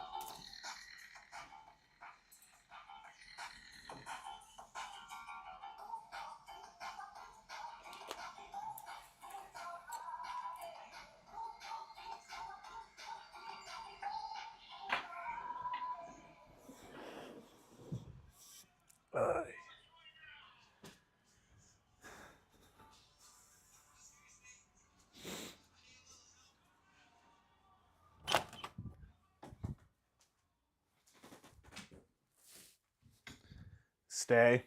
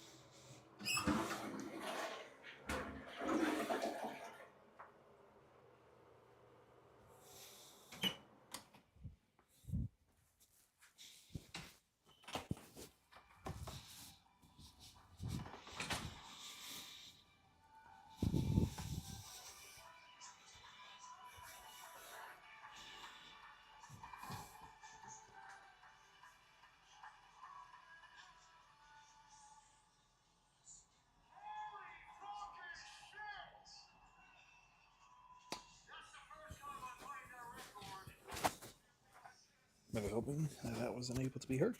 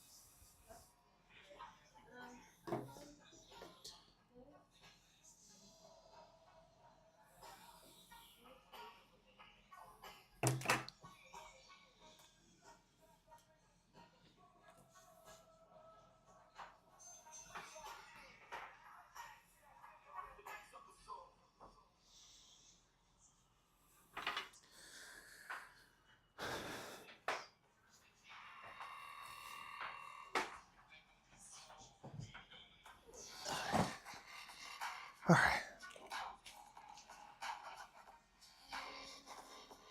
So, had to get a charger, guys. Sorry about that.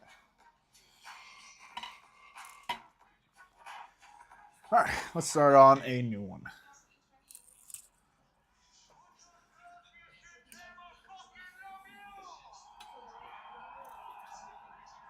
So for this one, I'm doing a black base, and I'm going to hope that I have enough black.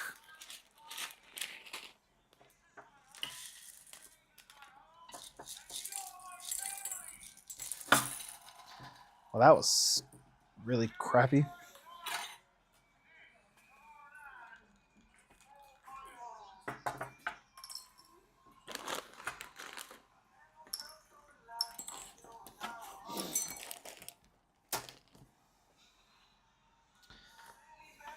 That's the crappy thing about using these magnetic bowls, is that they get on each other. There you go.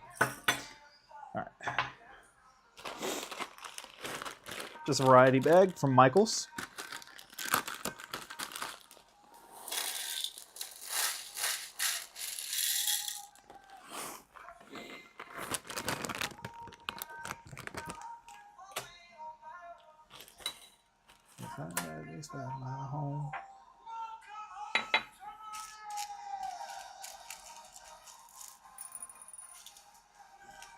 I'm just going to separate the blacks because I know I'm using black.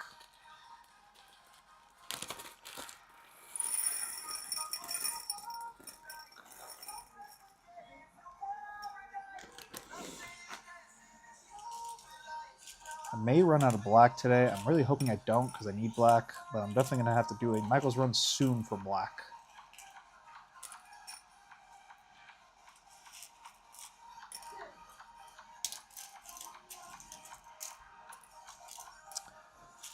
One of the benefits about getting all my beads from Michael's is that even when I get these variety packs, they all are literally the same beads.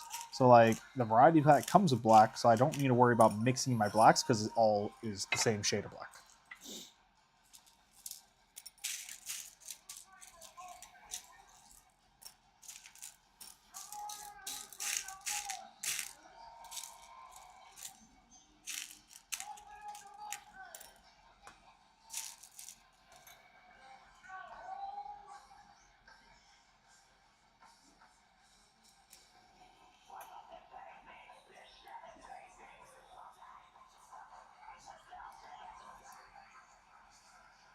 Yeah, some of these are pastel, some of these are normal baby blue, but honestly, it's so barely a difference. I ended up mixing up some of these baby blues with the pastels, but you can barely notice.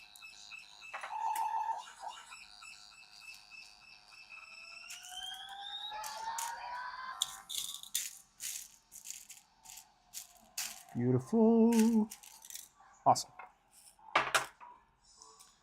So then we're also going to grab these dark blues because I'm going to be using dark blue on this one.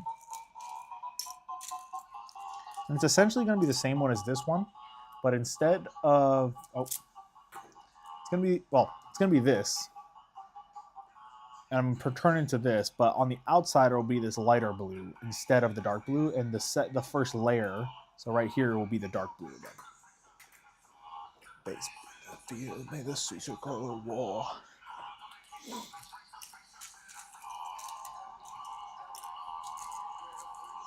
So we're just going to go ahead and separate these. I'm going to separate the light blues too, because I like to have my blues separated because I do a lot of blue cuffs. So if it's blue, it's going in this ball here.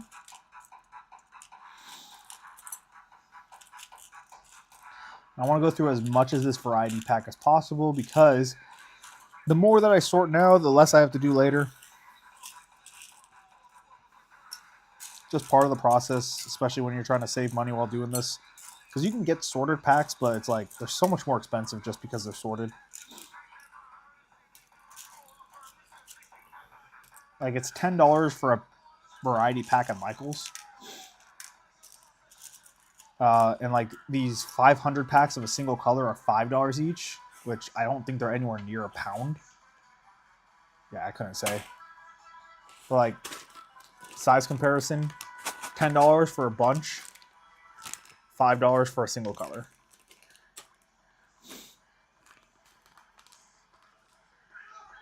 No, I don't want to remove background noise because that's my music. No TikTok. I don't want to do that.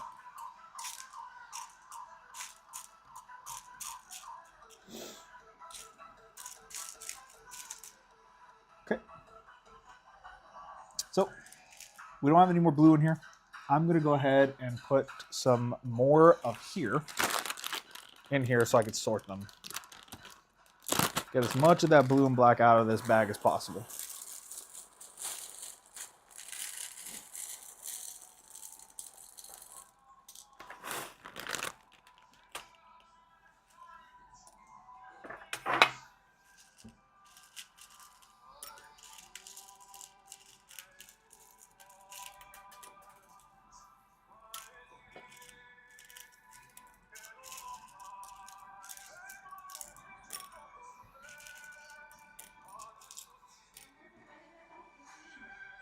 What was that? Yeah. You want me to open it?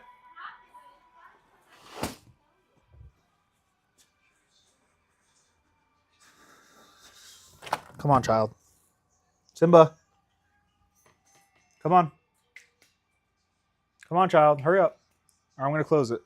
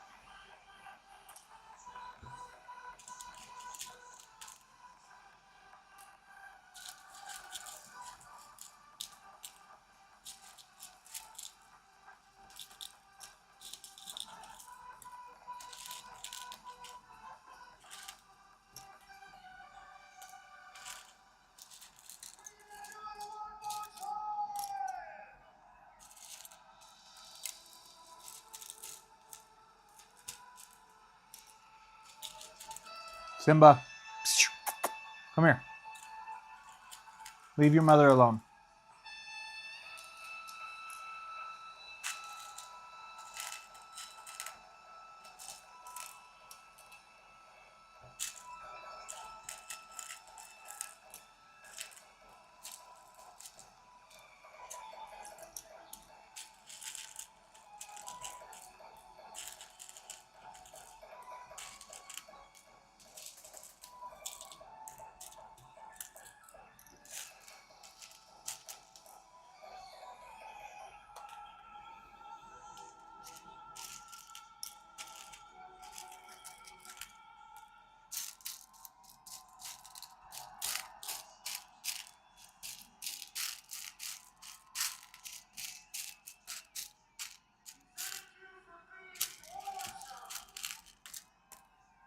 All right. We are just about ready here. Simba. Simba. What are you doing? Let your mom work. Your mom's trying to work while I'm trying to be a streamer.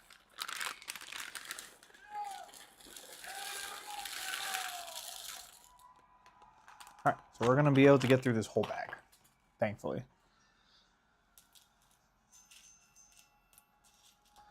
All right, Timmy Trumpet is done. I can use some dubstep about now, so we're going to go ahead and go Subtronics Back-to-Back Excision, because I miss Lost Lands.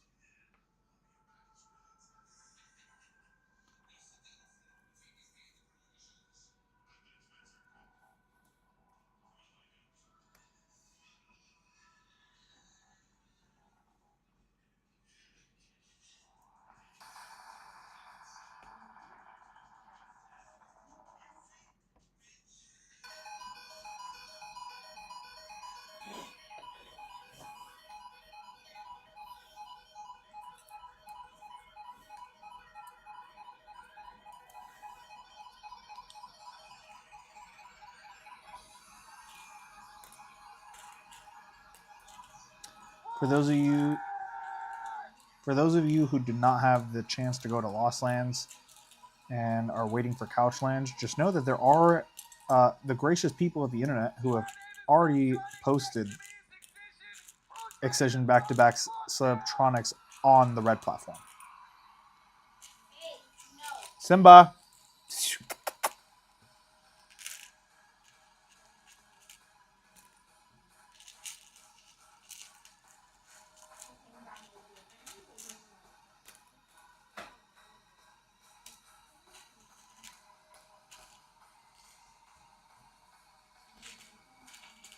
Simba, stay over here.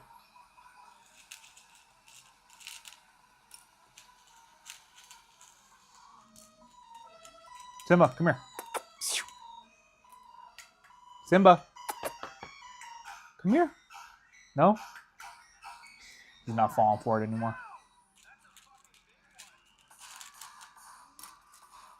Let's go here.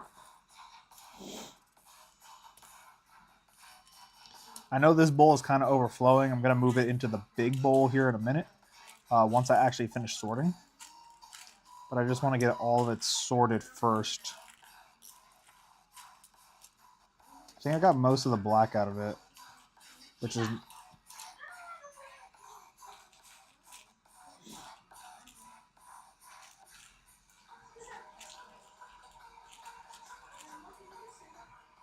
Simba!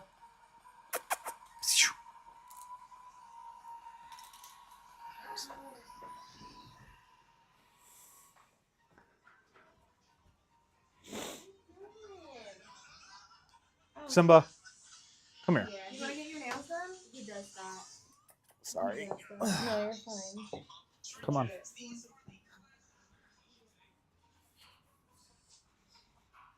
You're going in here.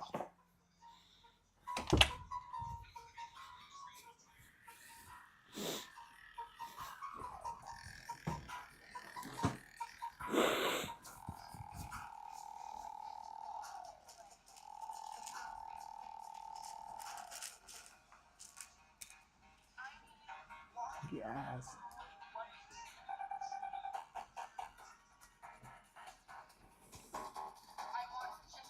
Womp womp. Ooh, in my brain. I need scratchy, itchy brain rhythm. Give me this scratchy, itchy brain rhythm.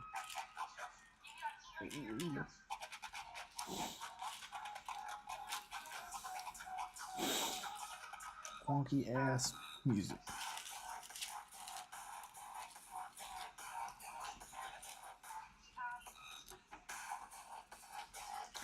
I love this set. I wish he had a solo set at Lost Lands.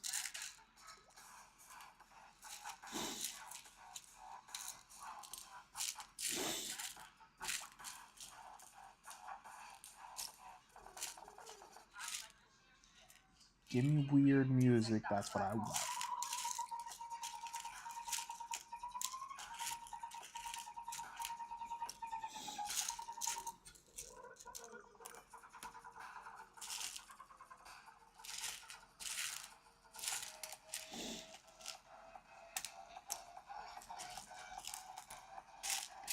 We have got most of the blue and blacks out of here. Perfect.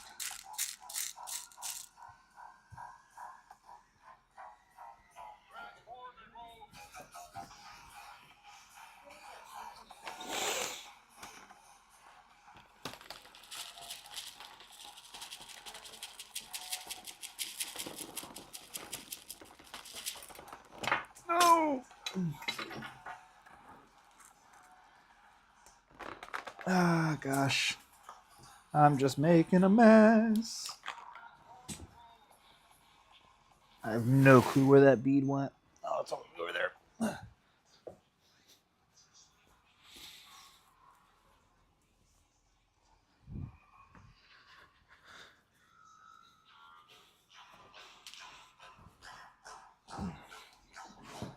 Oh, thank you so much for the hearts. You guys are really helping me out with the algorithm by liking the live stream.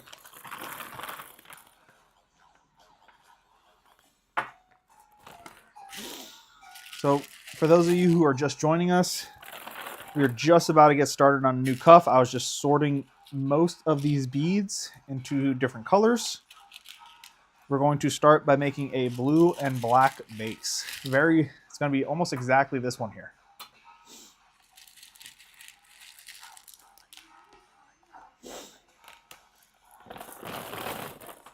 Thank you, Maria. Oh, is she?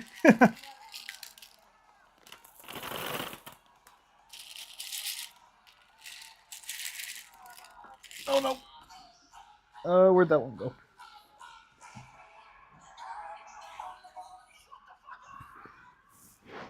I lost. Oh, there it is. I can't drop any of the beads on the floor because my cat will literally eat them.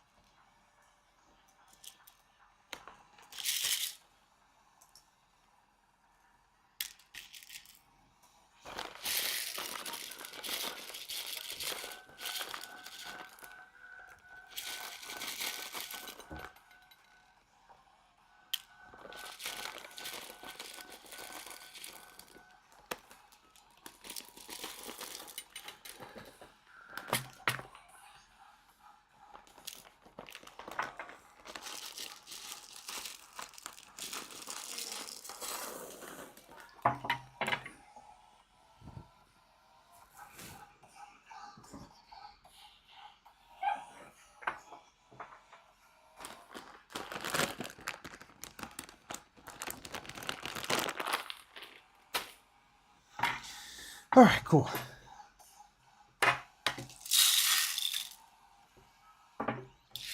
Now we got a lot more beads to work with.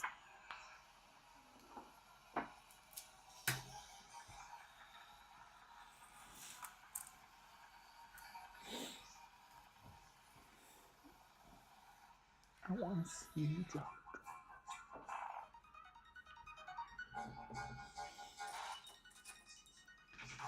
So we're going to make this 36 beads long.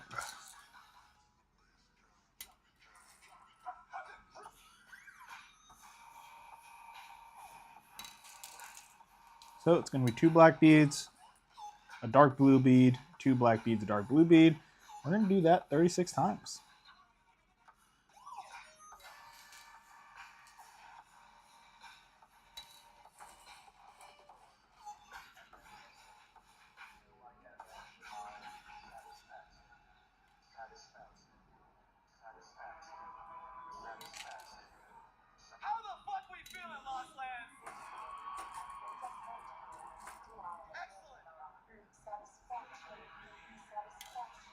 I'm so surprised that Subtronics had enough energy to do this set because he was just being a menace during everyone else's set, and it was absolutely hilarious.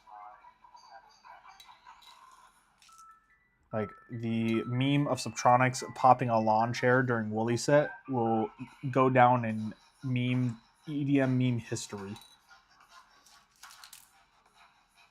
then also Cranked at grabbing Wooly and just throwing him a circle like helicopter.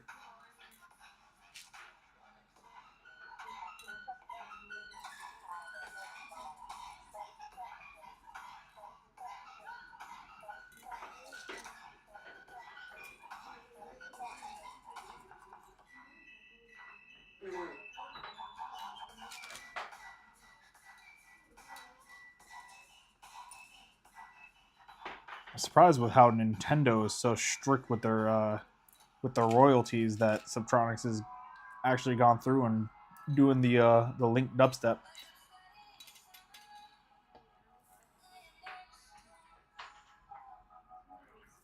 One more.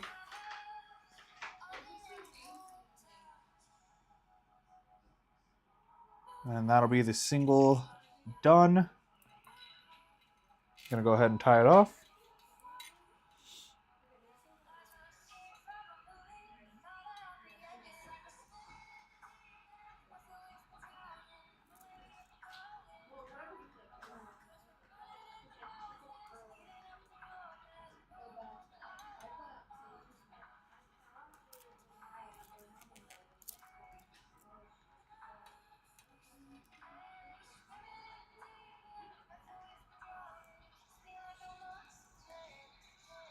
Three knots. Gonna cut off the little end.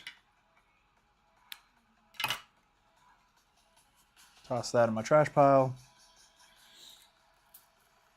Then go ahead and get some good amount of string. Not that much, because I have a lot of scrap. Cut that off. Then we're going to go ahead and start in the X base.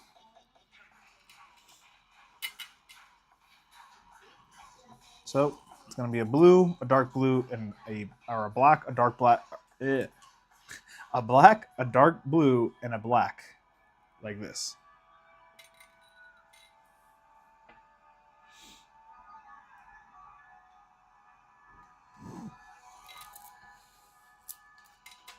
We're just going to make our points like we always do. Make sure they're nice and tight.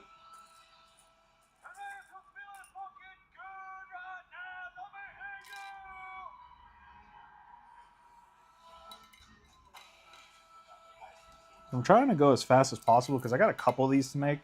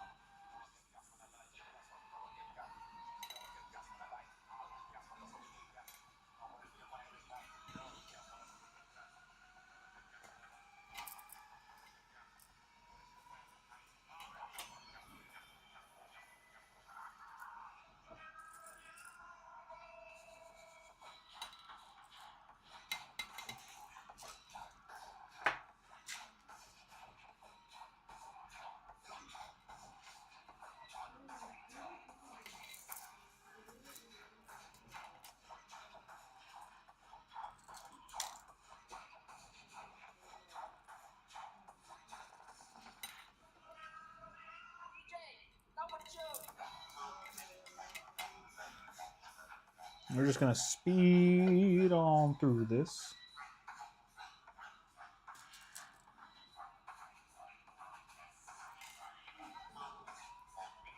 Should hopefully have enough beads to get this done. I don't know if we're going to have enough dark blue to do what I want.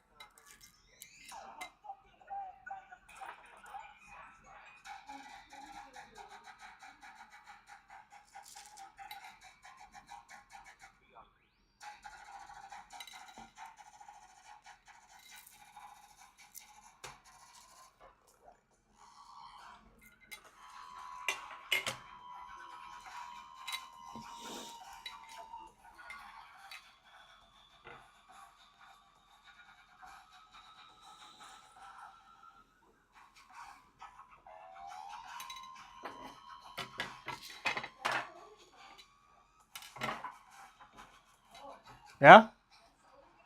This is Subtronics back-to-back Excision.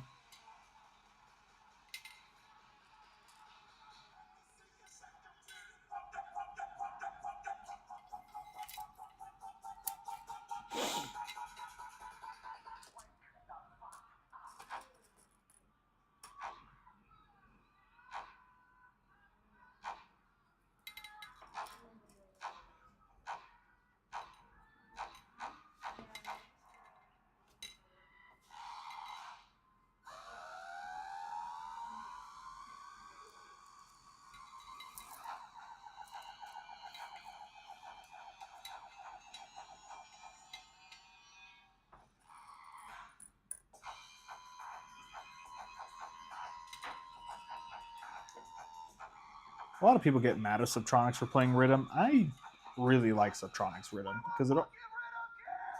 Speaking of, but it breaks it up from the traditional dubstep when you do it a mid set.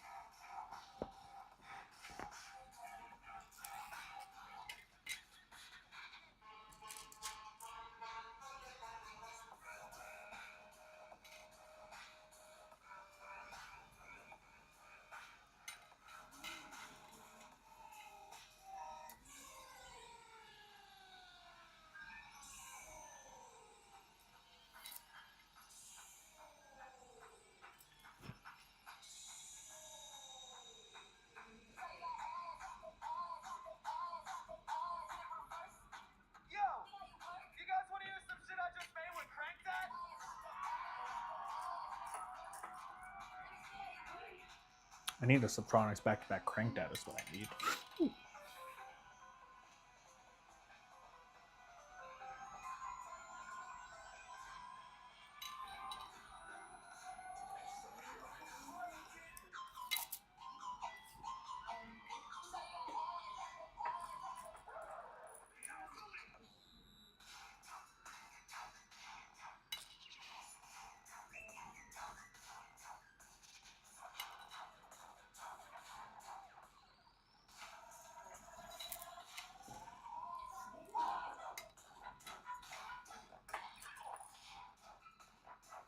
We got the first X done, and now we're going to be getting started on the second X. Making some good time.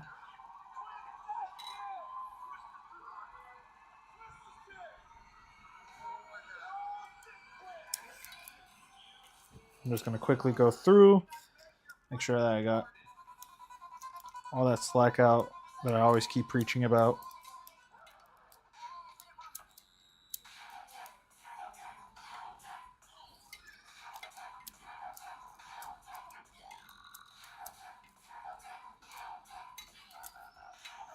And then I'm going to give it a good stretch. Make sure all the elastic's in there, and voila. I'm going to start on the second. It's like this one. I know for a fact I don't have all the elastic on this one, unfortunately. Or else this one would have been a lot more comfortable to wear, but it's pretty tight for at least my fat wrists. So it should be normal for a normal sized person. I've got freaking ogre wrists.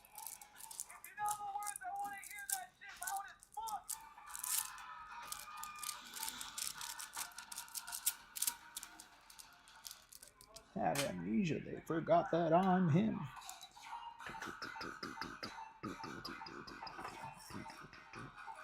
Smoking symbiote.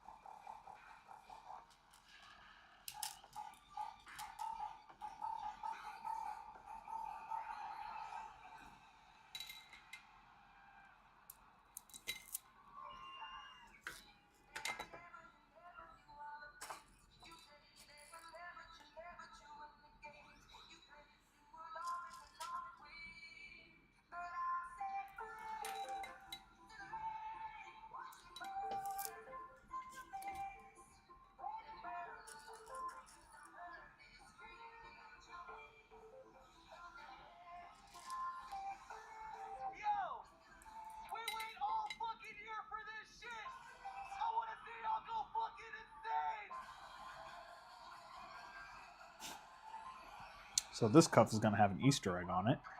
I messed up the colors. I did 2 blue and a black instead of 2 black and a blue. Whoops. Luckily, it's not going to be able to be seen too much, but that is kind of funny. Just a little Easter egg. Happy little accidents.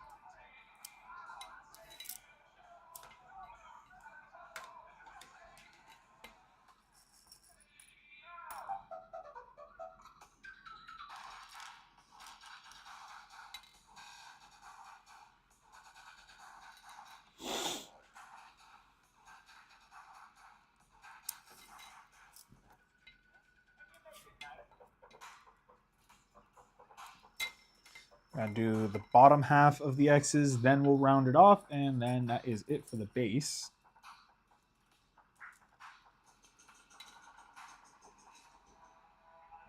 And stream for about just over 2.5 hours. Seem like an expert handling small things. Hey, listen here, Brian. What's up, man?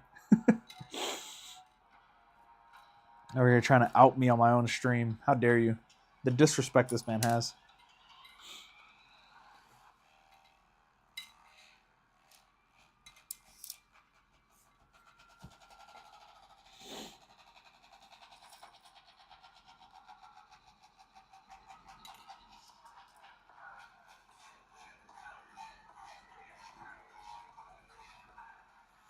Dude, how can I ever forget the handle? The kid? It's not a kid, it's the kid.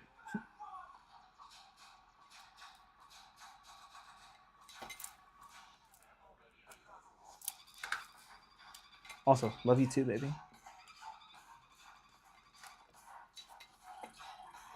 Don't tell my wife. She gets jealous when I tell the homies I love them and I kiss them goodnight.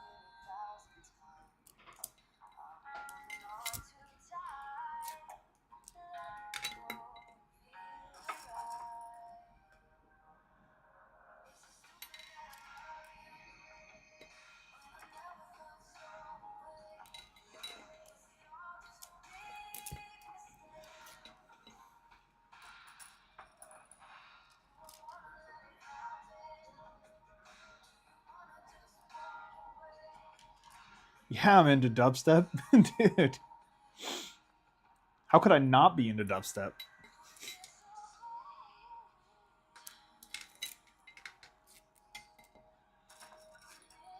Dubstep is literally my favorite genre when we're talking EDM, with hard techno being second and drum and bass being third. With house so far down in the bottom of the well that I can't even describe it. I am not a huge fan of house by any stretch of the imagination. I do like listening to it if I'm just vibing like at work or something, but I can never go to a festival and just listen to house like some people do. I think house is just, it's not bouncy enough. It doesn't keep me awake at 3 a.m. It actually makes me want to go to sleep more than anything.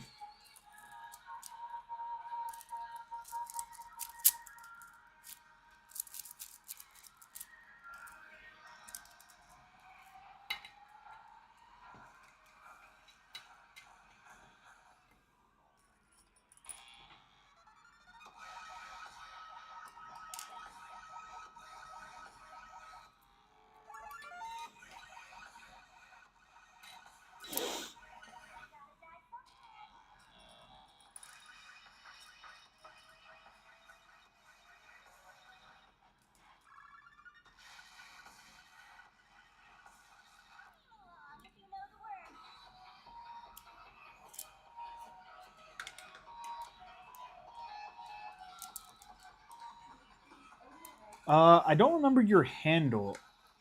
Unless you're Vinicius, my cousin. Because Vinicius has Sifi. That would make sense. If you're my cousin. So if you're my cousin, yes, of course I remember you. Like, you're my literal cousin. If you're not, then unfortunately, no, I do not remember you. But favorites artist at the moment. Currently, my favorite artist is... so it actually depends. Listening to it just on the fly. So like if I'm just in my car or something, it is Subtronics all day.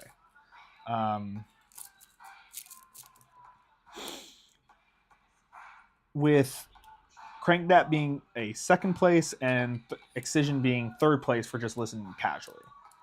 Now, it is a different story when we're talking about listening live. Live, Excision's my number one, with Subtronics being number two. Or actually, no, with Crank That being number two and Subtronics being number three. So it really depends.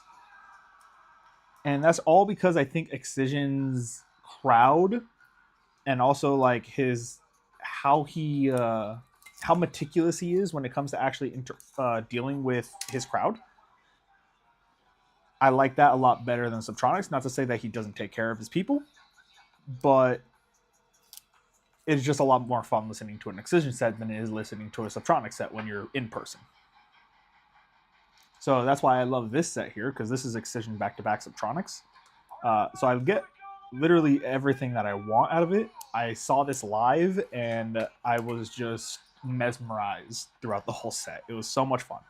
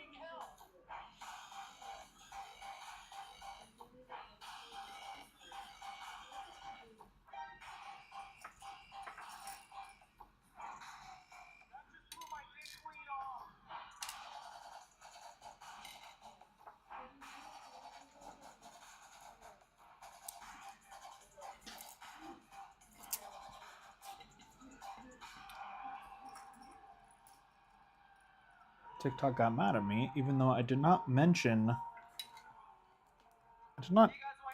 gear anyone towards anywhere other than TikTok. So I'm really hoping TikTok forgives me. I'm actually playing depths as that soon, so we'll catch up later. All right, sick. Have fun.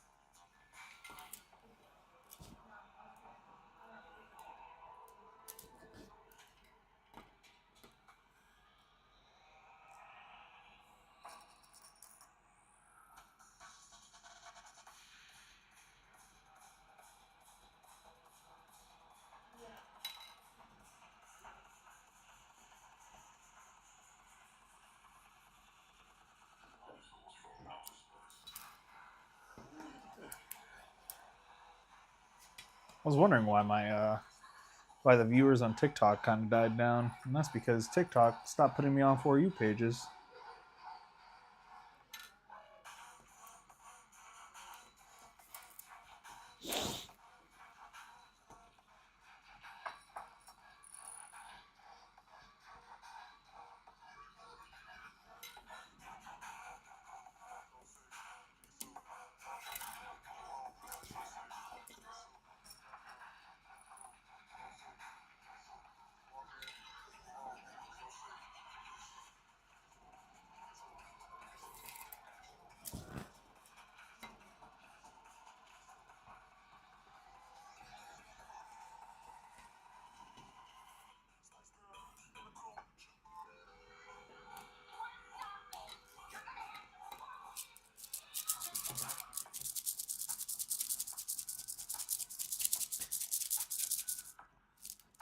That's the stretch we want.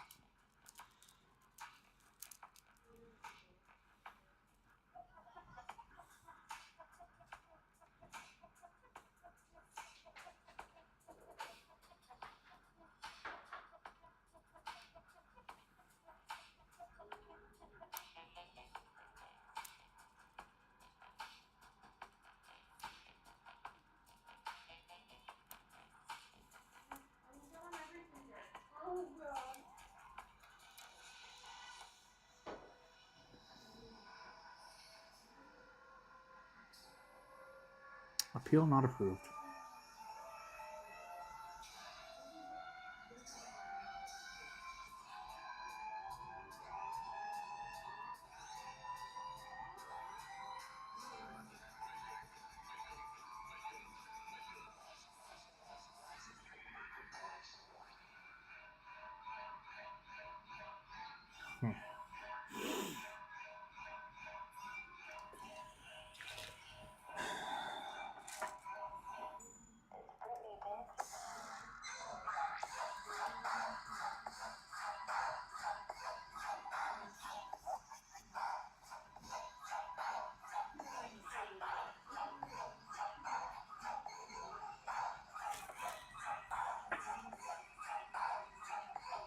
I'd love for TikTok to at least tell me like what I said.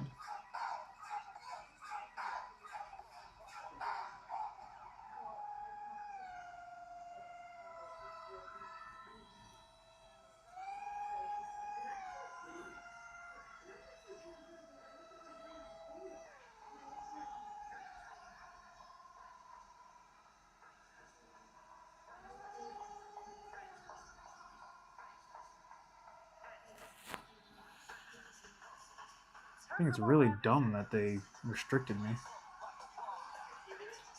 Yeah, they say that. They say I'm restricted, but I don't know why. Huh? No? What? I've seen plenty of live streams on TikTok with music on.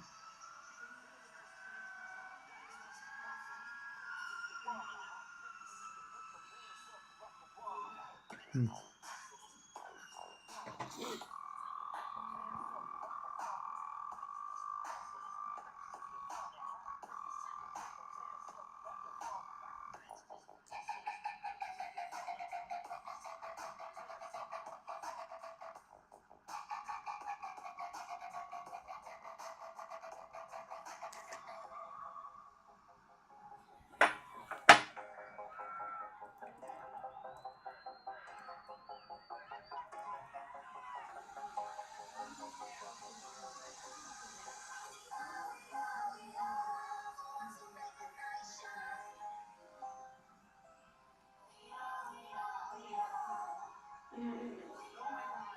Wow, 24-hour restriction. Wow.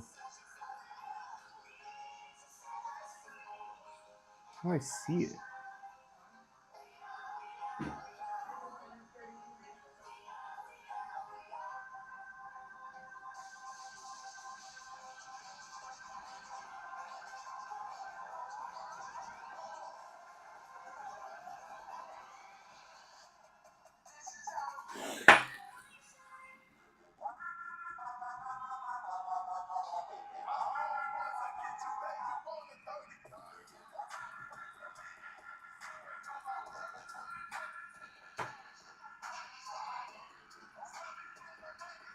Yeah, I was wondering why TikTok just kind of died out.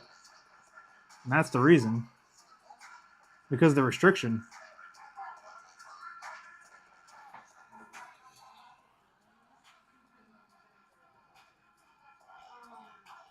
Is anyone still in here?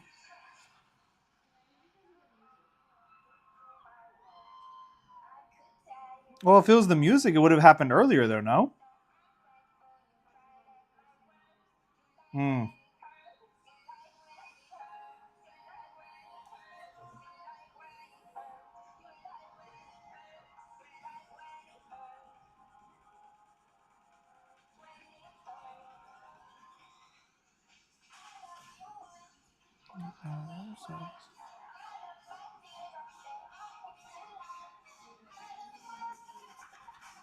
Issued at 7:10. When did I go live? No, 7:10 was almost an hour ago. Well, TikTok, we're gonna go ahead and cut the live here. Sorry, but TikTok doesn't want me to apparently do what I'm doing, which I gotta figure out what. So I'll see you guys. Thank you so much for stopping by. Thank you for the gifts that everyone gave me, and I'll talk to you guys later.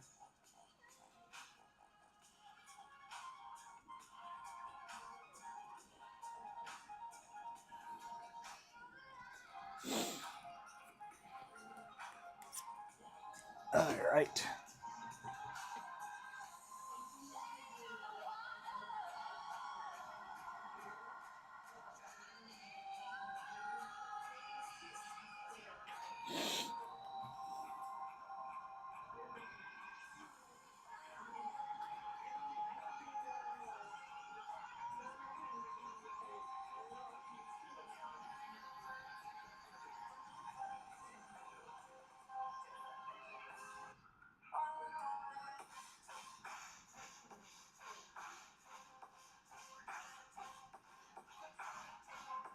It says because I redirected users outside of TikTok,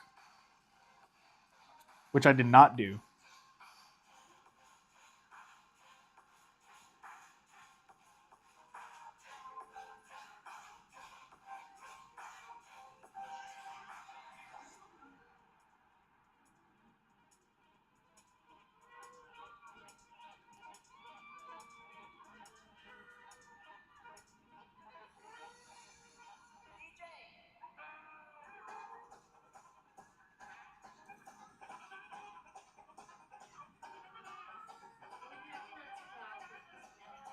Huh?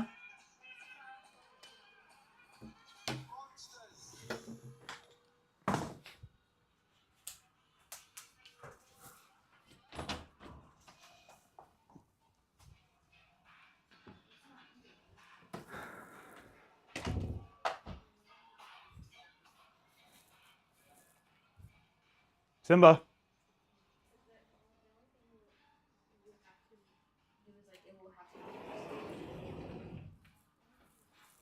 Stop annoying your mother.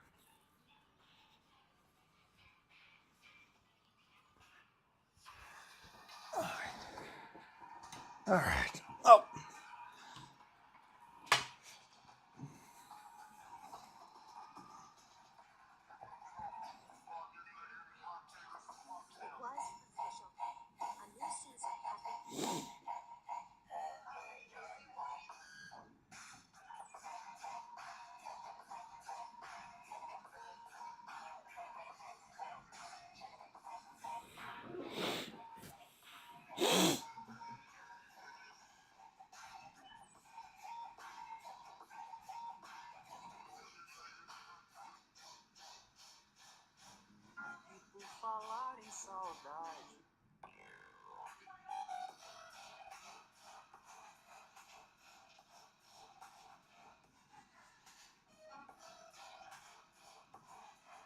Hey, you've been scrolling for a while now.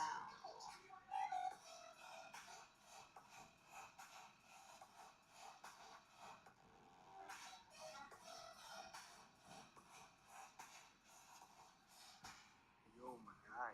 Oh my god, bro. I just saw you live. And I was like, wait, is that a Excision merch? And you listening to fucking the fucking trying to say Excision set from Lost List. I was like, dude, from like my friend group or whoever I grew up, like I never, I don't talk, but I don't recognize nobody that listens to fucking dubstep and shit. Bro, I just me and my girl we go to chemistry all the time there. We get in for free most of the time. And you know, people for like shows and shit. So chemistry here and there. Dude, let's fucking link up. Like, how you been? I haven't talked to you in years. Dude, what the fuck? Yeah, but we'll catch up, man. If you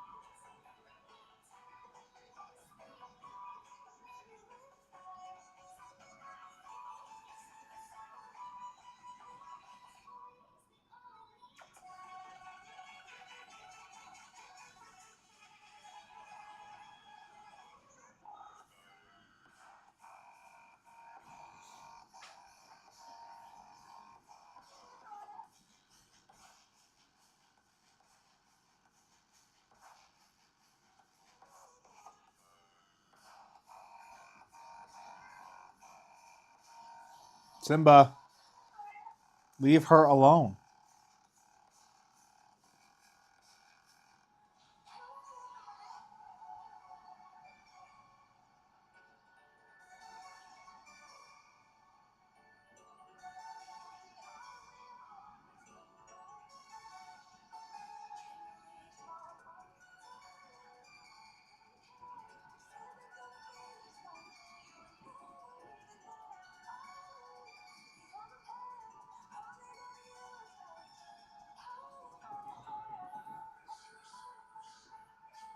You want to be in the live, buddy?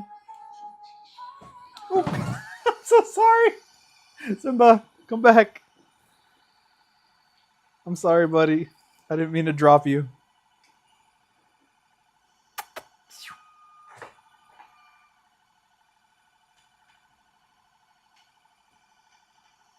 Good boy.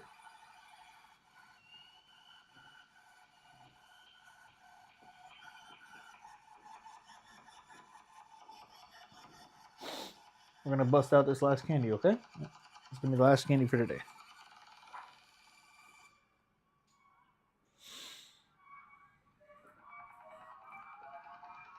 I'm going to have to see.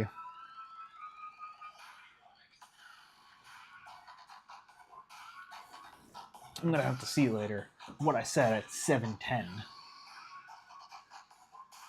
These are some eye candy now with Simba. Hey, you. Simba, come on. Brian wants to see you. There you go. There you go.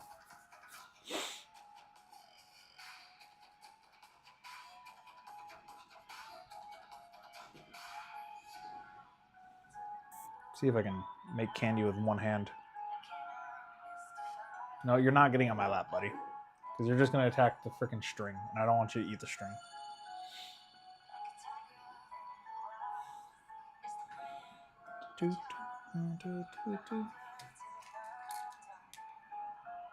Buddy, I gotta keep going on this, or else I'm never gonna get it done. So you can ask your mom for pets when she's done.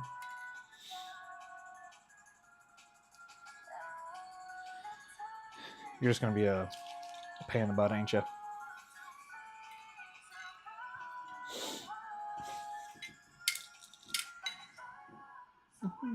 Without you, there's nothing I can do.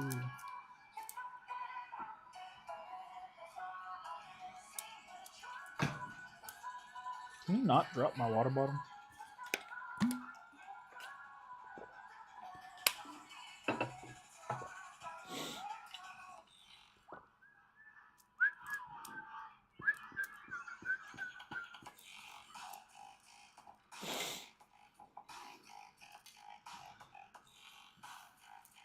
Simba, I love you, dog.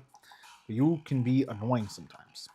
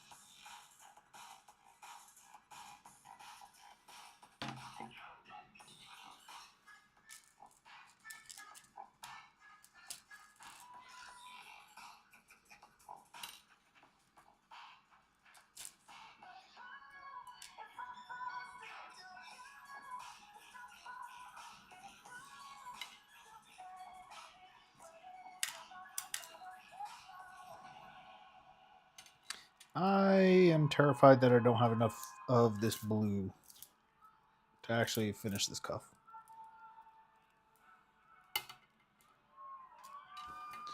Do I have any other bags in here?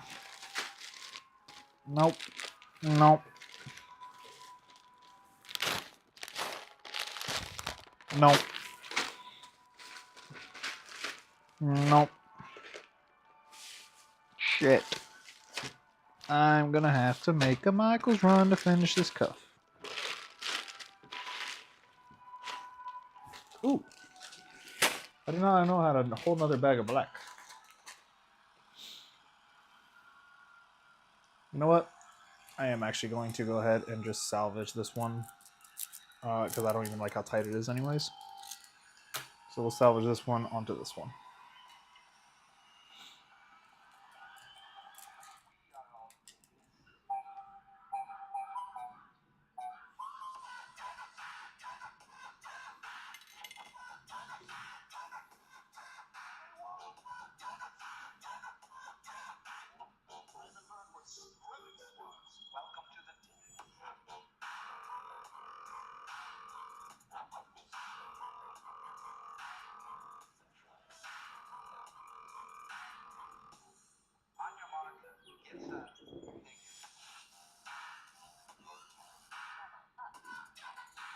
No.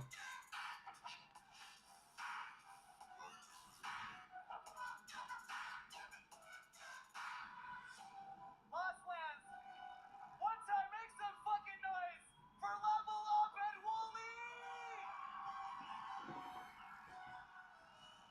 This song is based off a real group chat.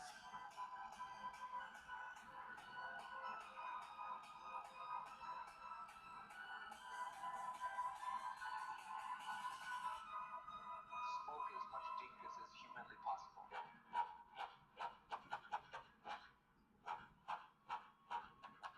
You already know. Guys, what about me?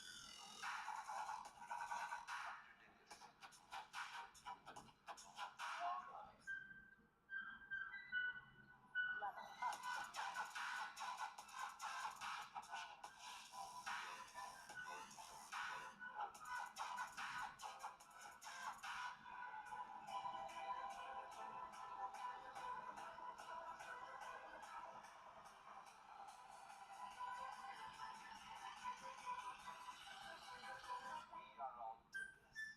Meeting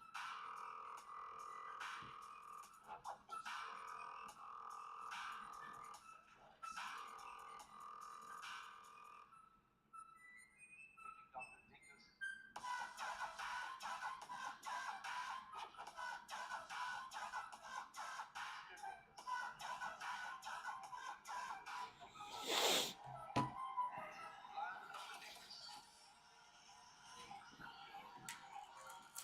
We're almost out of time, but we love you so fucking much. Thank you, Lost Lands!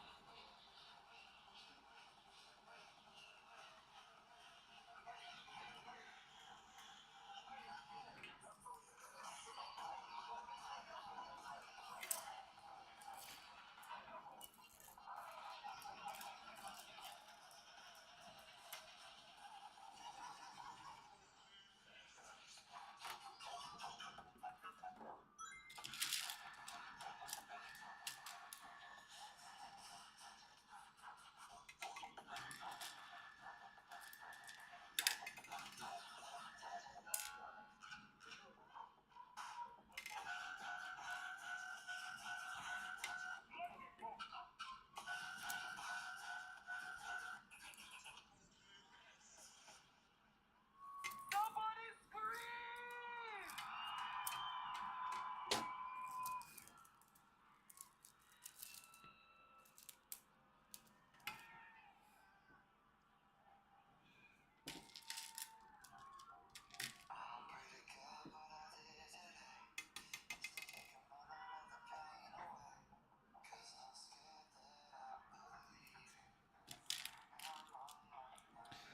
So for context, this was the last set before the after parties, and this song hit so hard.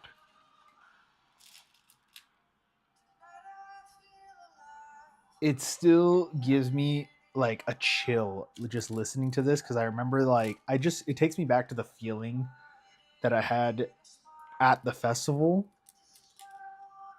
and it was I Lost Lands left me at a loss for words. And I honestly,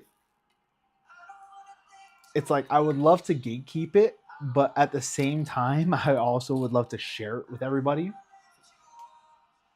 because it was just awesome. Like no other words but awesome.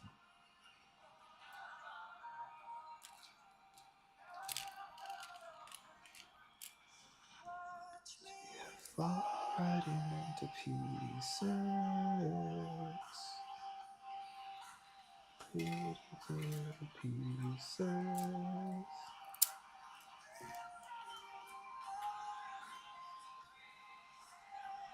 Even like when Lost Lands was crap, like had some like moments that would really make me upset at other festivals, it was still like it didn't take away from the experience at all.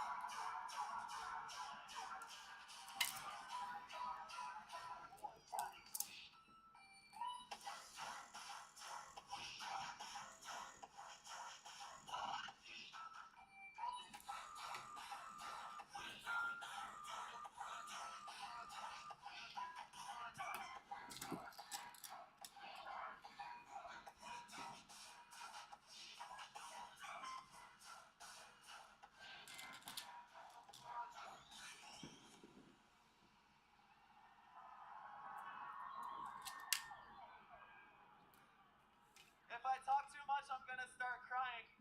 But I want to say thank you, Jeff.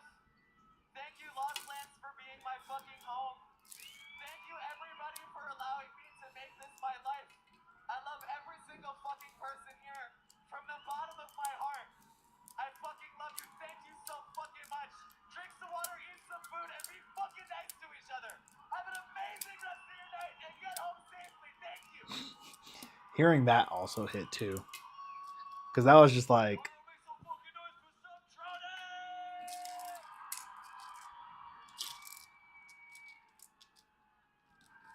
Yo, thank you all so fucking much for a truly special year at Lost Lands. We appreciate you guys so much. You guys make this place what it is. Thank you, thank you, thank you.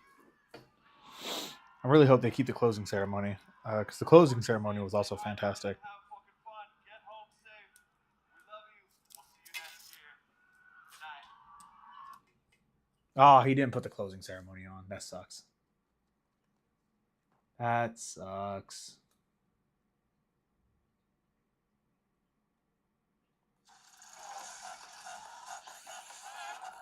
And now we're gonna. I'm not complete house hater, so now we're gonna listen to Rufus Du Sol. Or actually, yeah, John Summit. John Summit, Tomorrowland.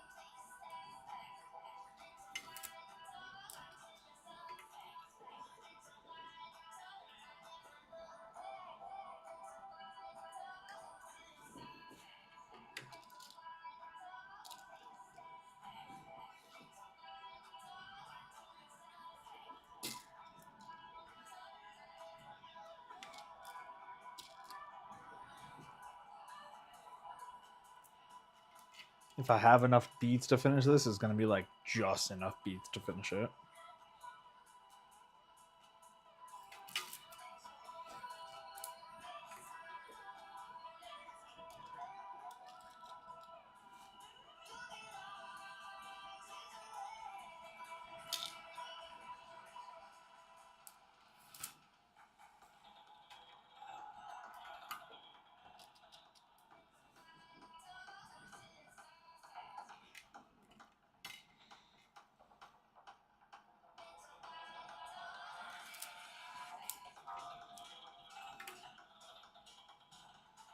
Yep. Time to say goodbye. Oh, that already happened.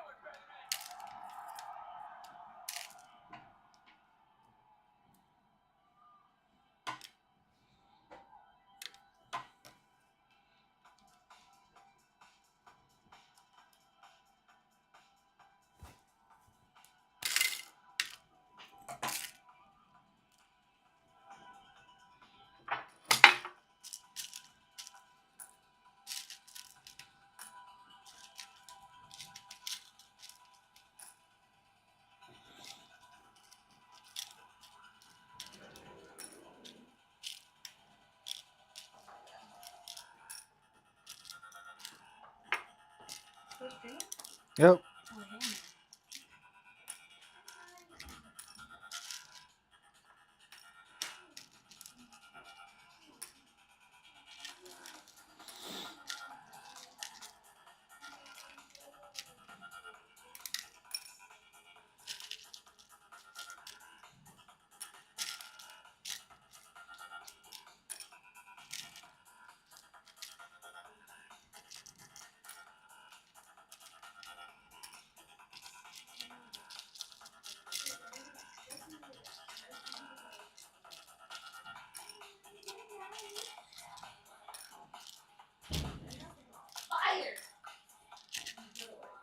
Nice.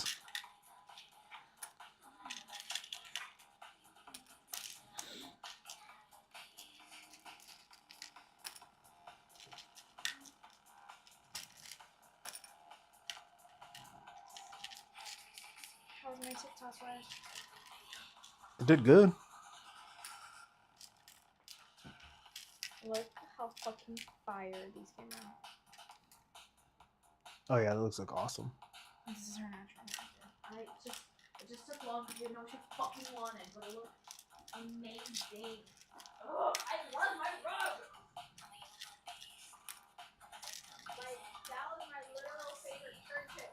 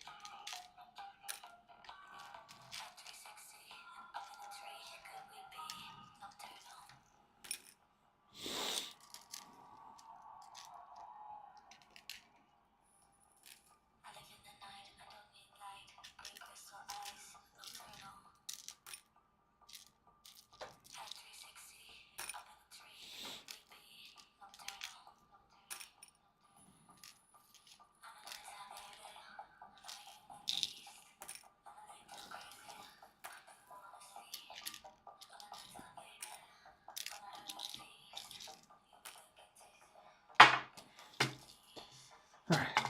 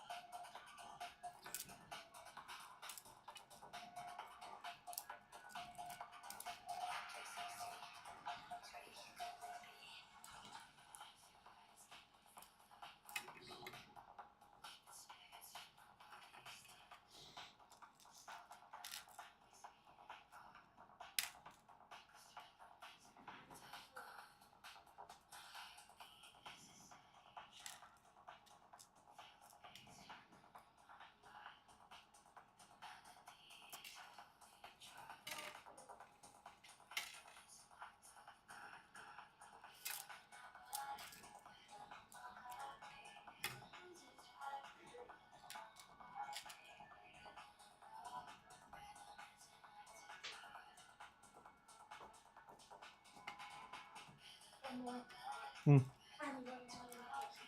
Huh? Okay. I gotta do a Michael's run anyways to be able to finish this cuff, so I'll go get it here in a few.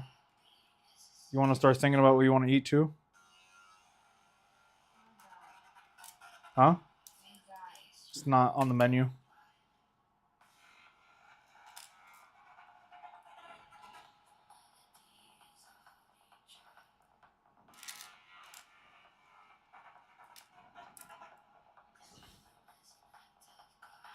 I think what TikTok got mad at me for was that it said, hey, anyone who didn't go to Lost Lands, just know people have uploaded the Lost Lands set for Excision back-to-back Subtronics. That's the only logical thing I can think of them putting the restriction up. Huh? Oh my gosh, yay.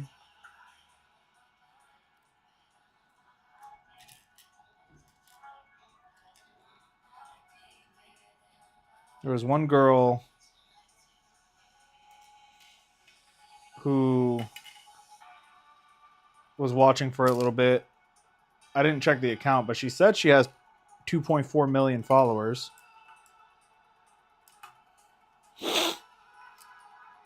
And she was going to give a shout out. So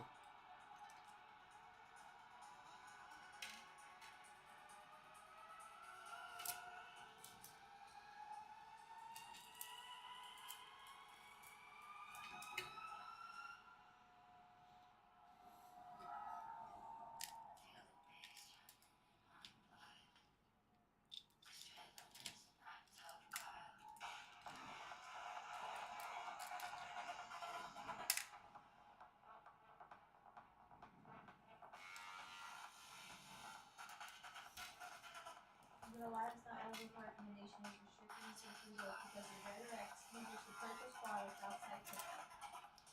even though I didn't tell anyone to purchase anything. Yeah. That could be why. Buying something for use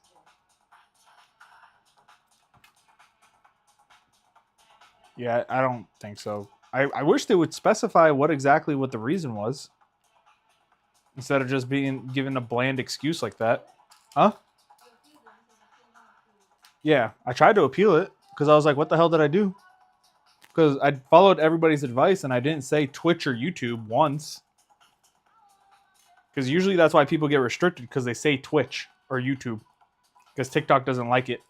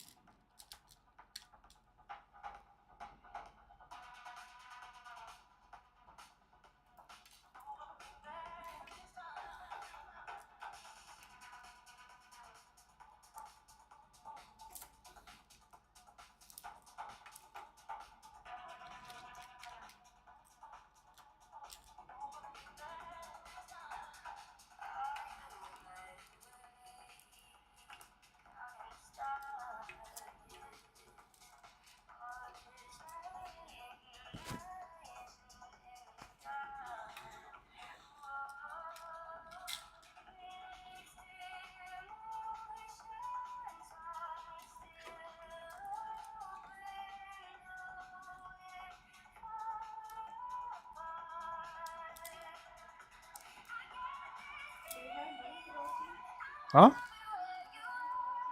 Yeah.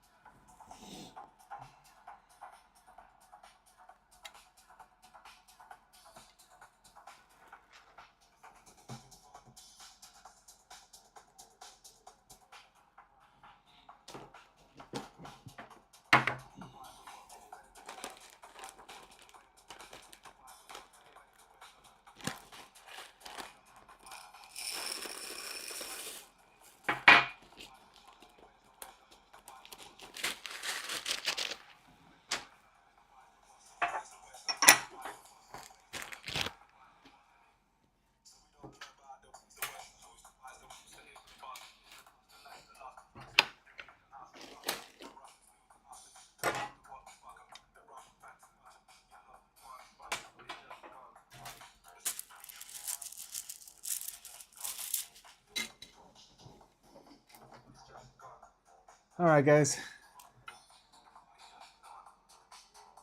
As always, thank you to everyone who stopped by, said hi, hung out for a little bit. It does mean a lot. I will be hopefully making some more tomorrow, but throughout the week I'm going to be making it. If tomorrow I make it a live stream, but for the rest of the week I'm just going to knock them out because I got to get as many of these done before EDC Orlando as possible. So again, thank you guys.